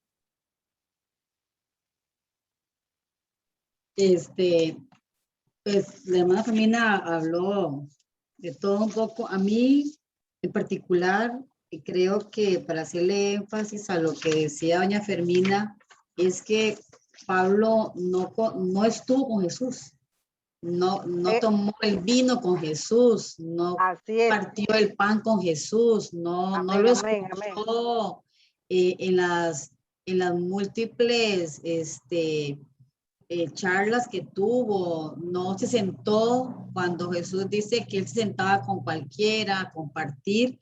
Eso me marca mucho, porque él mismo se llama a sí mismo, valga la redundancia, el más pequeño, sí, él mismo no se menosprecia, sino que él hace un diminutivo completo de él mismo, a pesar de que bien dicen las cartas y su testimonio y todo lo que externa, que era un hombre demasiadamente culto, si fuera por cultura, por enseñanza, por educación, por un título académico. Si fuera hoy día, ¿verdad? Sería, no sé ni qué honores tendría en este momento, pero también otra cosa que me enseña a mí, es que él no hace gala de quién él fue, ni quién lo instruyó, sino que él mismo como que reafirma ese pasaje en Tarso cuando él iba al barco, iba a ir a destruir a más cristianos, y estaban los testigos con él en los caballos, y él mismo dice que yo era, cuando él habla y viene a dar las cuentas y viene a dar el testimonio de él, me gusta muchísimo, porque él que yo ahora estaba leyendo y me pongo, ¿qué cosas habrá sentido él cuando cuando hay un relato aquí que dice el escritor de estos pasajes, cuando se dio la muerte de Esteban, qué remordimientos pudo haber tenido él, o qué sentimientos, qué sensaciones, hasta dónde el Señor permitió, porque no era nada, no era, no era algo ausente para el Señor lo que iría a pasar, ni lo que yo pueda hacer hoy o hasta los fines de mis días, pero para nosotros el día a día es revelación continua, ¿verdad? Pero él ahí, baja completamente a ser un hombre tan humilde, pero al mismo tiempo cuando él tiene que tomar este carácter que el Señor fue formando en él, lo hace nada más como para explicar sus conocimientos, para explicar su relación con el Señor, para explicar que él mismo tiene, se le deben a él muchas personas. Un pasaje que me encanta muchísimo es ay, se me olvida el nombre, me fue, cuando le habla de Onésimo. Para mí esa Filemón. carta de Filemón. Filemón a mí, uy, me vuela completamente porque le manda como un estatus quietos a Filemón y le dice que puede tener mucho amor, puede tener muchas cosas, pero no le exige, pero sí ya aclama su corazón a la bondad, a la misericordia, al favor, a la gracia, que todo depende del Señor Jesucristo. Y no lo conoció, pero tuvo esa revelación constante, porque siempre el Señor se le estaba revelando constantemente en todo lo que él hacía, para dónde iba, qué hacía, aún así mismo, todas las golpizas, él no le importó, o sea, para hoy día trascendió más allá de dinero, más allá de renombre, más allá de milagros, simplemente se enfoca en uno más para Cristo, a llevar la verdad, a llevar luz, a llevar restauración, a llevar, a romper las tinieblas, a fracturar todo lo oscuro, todo lo torcido, para llevar buenas nuevas. Eso me llena mucho porque él también dice a los romanos que no nos enfoquemos en que todo lo que yo quiero hacer bueno no lo hago, porque somos malos. Y da una página nueva en el capítulo 8, cuando hace toda esta situación. Bueno, a mí me gusta mucho porque es muy actual, es un hombre sin máscaras, sin tintes, sin grises. Lo bueno está bueno, lo malo está malo, pero siempre con una humildad, a pesar de que es un hombre extremadamente sabio. Sí.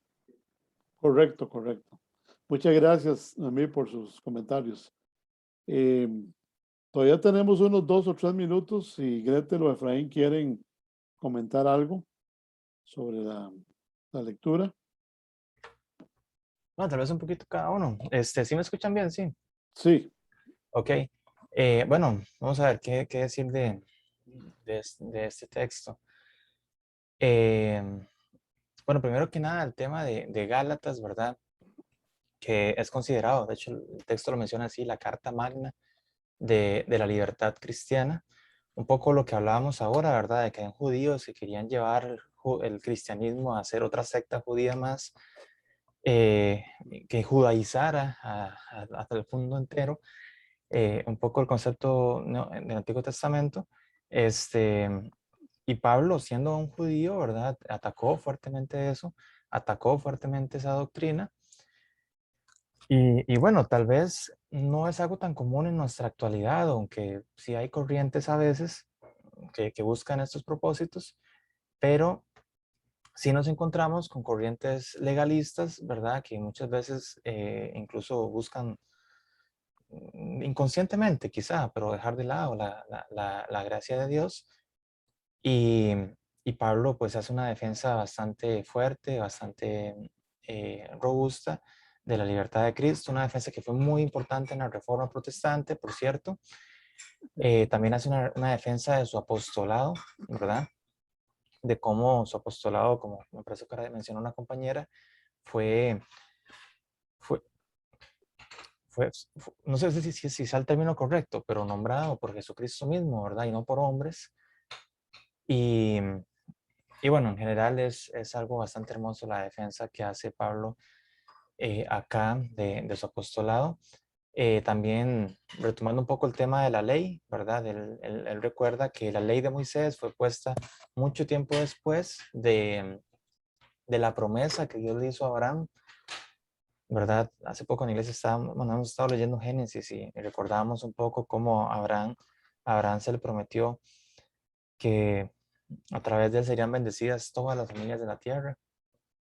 Y eso fue mucho antes de la ley como tal, nos recuerda aquí el apóstol Pablo. Y que no importa lo que seamos, judíos, gentiles, todos somos hechos hijos de Dios a través de Jesucristo. Entonces él ataca estas ideas de circuncidar a los pobres gentiles que están siendo ligados a esto por las sectas judaizantes. Y bueno, el libro menciona varios aspectos más, ¿verdad? También el texto menciona las epístolas a los tesalonicenses, disculpen. Un texto precioso que, entre otros temas, pues repasa mucho lo que es la venida de nuestro Señor Jesucristo, ¿verdad? Y, y se dan muchos temas con relación a esto, ¿verdad? No recuerdo si el texto lo dice, pero el tema de estar siempre esperando, ¿verdad? Porque Él vendrá como ladrón en la noche, pero también en ese entorno se dio el fenómeno de que las personas dijeron, ah, bueno, ahorita viene Jesús, entonces no voy a trabajar, no quiero estudiar, no quiero hacer nada, solo esperar a Jesús. Y ese es un fenómeno que a veces se ha dado en las iglesias modernas, ¿verdad? O sea, yo he conocido personas que tal vez no lo dicen abiertamente, pero tienen un poco la idea de que como Jesús en cualquier momento viene o viene pronto, entonces no voy a trabajar, no voy a estudiar, no voy a hacer nada de esto. Y hay personas que decían eso en los años 80, hace 40 años, y que ya son adultos mayores, nunca estudiaron ni trabajaron casi, y hoy en día tienen problemas con temas como pensión y demás, ¿verdad? Entonces, eso es un poco lo que mencionan esas dos epístolas. No sé si Greg quiere mencionar algo o... Ok, está bien. Ok. Y bueno, ya para Creo que terminar más bien entonces... las disculpas del caso es que no estoy tan actualizada en la lectura, entonces cualquier opinión que daría sería como muy mía, digamos, no de la lectura propiamente. Ok. La Está otra, bien. sem- la, No, la perdón, otra, Ronald, sem- adelante. sí, sí, la otra semana, ahí, yo les mandé ya las dos lecturas. Para la otra semana avanzan la otra. Está bien, concluye, Efraín. Perdón, no encontraba Ujú, el botón del micrófono. No, bueno, y la lectura continúa explicando las epístolas, Ujú. ¿verdad? Después entra a Corintios, a la epístola a los Corintios, ¿verdad? Que se enfoca mucho en los problemas éticos que enfrentó la iglesia nueva. Son ujú, dos cartas, ¿verdad? Como bien sabemos. Habla, por ejemplo, el tema de no juntarse con fornicarios, que literalmente lo dice, pero ujú. en realidad no es algo tan literal, porque no se podría evangelizar, ¿verdad?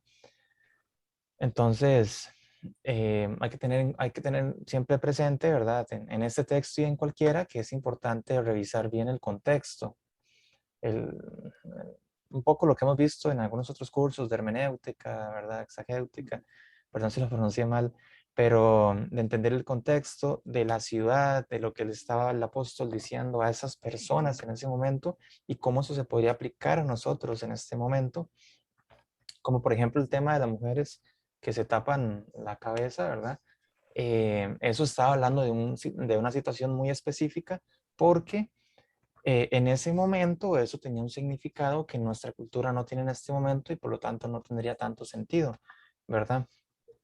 Pero bueno, el libro habla cosas muy interesantes sobre, bueno, estos libros de las divisiones en la iglesia, aquellos que quieren generar partidos políticos casi dentro de las iglesias, sobre el sexo y el matrimonio, sobre cómo resolver litigios dentro de las iglesias, el tema de la comida sacrificada a los ídolos, que en este caso Pablo habla de esto de que aunque uno sepa que algo no está mal per se, si eso va a atormentar a un hermano, mejor no estar haciéndolo sabiendo lo que eso lo va a atormentar, ¿verdad? Y bueno, y desarrollo otros temas, ¿verdad? Como las mujeres en la iglesia, la cena del Señor, o los dones espirituales y la resurrección. Bueno, creo que eso podría ser mi aporte Muy por bien. ahora. Está bien, muchas gracias, Efraín. ¿Tenía alguna pregunta, hermana Fermina? No, es que cuando yo creo que yo tendría la edad del hermano, solamente un aporte que me causó gracia. Yo conocí al Señor en el 78 y era tanto la euforia que uno sentía como chiquillo. Yo tendría 17 años, casi ya entrando en los 18, estaba pollita. Y había tanta cosa de que el Señor venía, que había que estar listo, preparado. Y yo no sé si usted, hermano Ronald, pero yo crecí en una iglesia de fuego, como dice uno, de que había salido de la iglesia católica, era carismática, pero cuando yo entré ya, yo nada más oía los cuentos. ¿Usted escuchó hablar del hermano Jaime Morrell, Ajá, sí, que el murió salmista? recientemente. Que murió Ajá, bueno, recientemente. él fue maestro mío de escuela dominical, Mm, uno de mis mentores. Y había tanta euforia y que decía el Señor viene y uno decía, pero sí. entonces si yo tengo una casa y si yo tengo una cuenta bancaria, ¿para qué voy a hacer eso? ¿Para qué voy a coger seguro de vida? ¿Para qué? Si el Señor viene y a quién le va a quedar eso, mejor no. O sea, era algo, pero era algo que uno sentía por dentro. Decía, Cristo viene ya. Y han pasado, como dice el varón, más de 40 años. Más de 40 años. Una generación. Sí, hermano. Imagínate, yo tendría en ese 17, entrando a los 18. Ahorita tengo 62 años y wow, mirar hacia atrás. Es lindo saber que uno se ha podido mantener para la gloria de Dios y bajo la gracia de Dios, pero uno sentía eso. Sí, El Cristo viene ya. Hay que imagínense. Así que, es, hermano, es mi correcto, es hermano correcto. Efraín. Sí, ahora que hemos, ya para cerrar, porque ya son las 18:11, la pandemia. Hay mucha gente que con toda esta cuestión, bueno, hermano, estamos en los tiempos finales y esto, y vea que yo compartí hace un tiempo teológicamente ante varios sectores, ¿verdad? Lo que dice Mateo 24, ¿verdad? Oiréis de rumores de guerras, oiréis de terremotos, oiréis de pestes, oiréis de estos, pero puse énfasis, estos son dolores de parto, todavía no es el fin. Son dolores de parto, todavía no es el fin. Es importante conocer la escatología para también entender los tiempos que estamos Los viviendo, tiempos. ¿verdad? Amén. Bueno, Dios los bendiga, hermanos. Nos vemos de hoy en 8 a las 4 de la tarde con la lectura que ya les mandé. Y vamos avanzando en el nombre del Señor. Yo los Buenas bendigo. Amén, tardes. amén. Buenas Bendiciones. tardes a todos. Dios le bendiga a Gretel, a Igual, Noemí, a pastor. Efraín, hermano Ronald. Hasta La luego, paz Dios de lo Dios sobre guarde. nosotros. Amén, Amén. Dios le Amén. amén. guarde. Igualmente. Amén. Bueno, Hasta luego. bendiciones. Amén. Chao. Chao.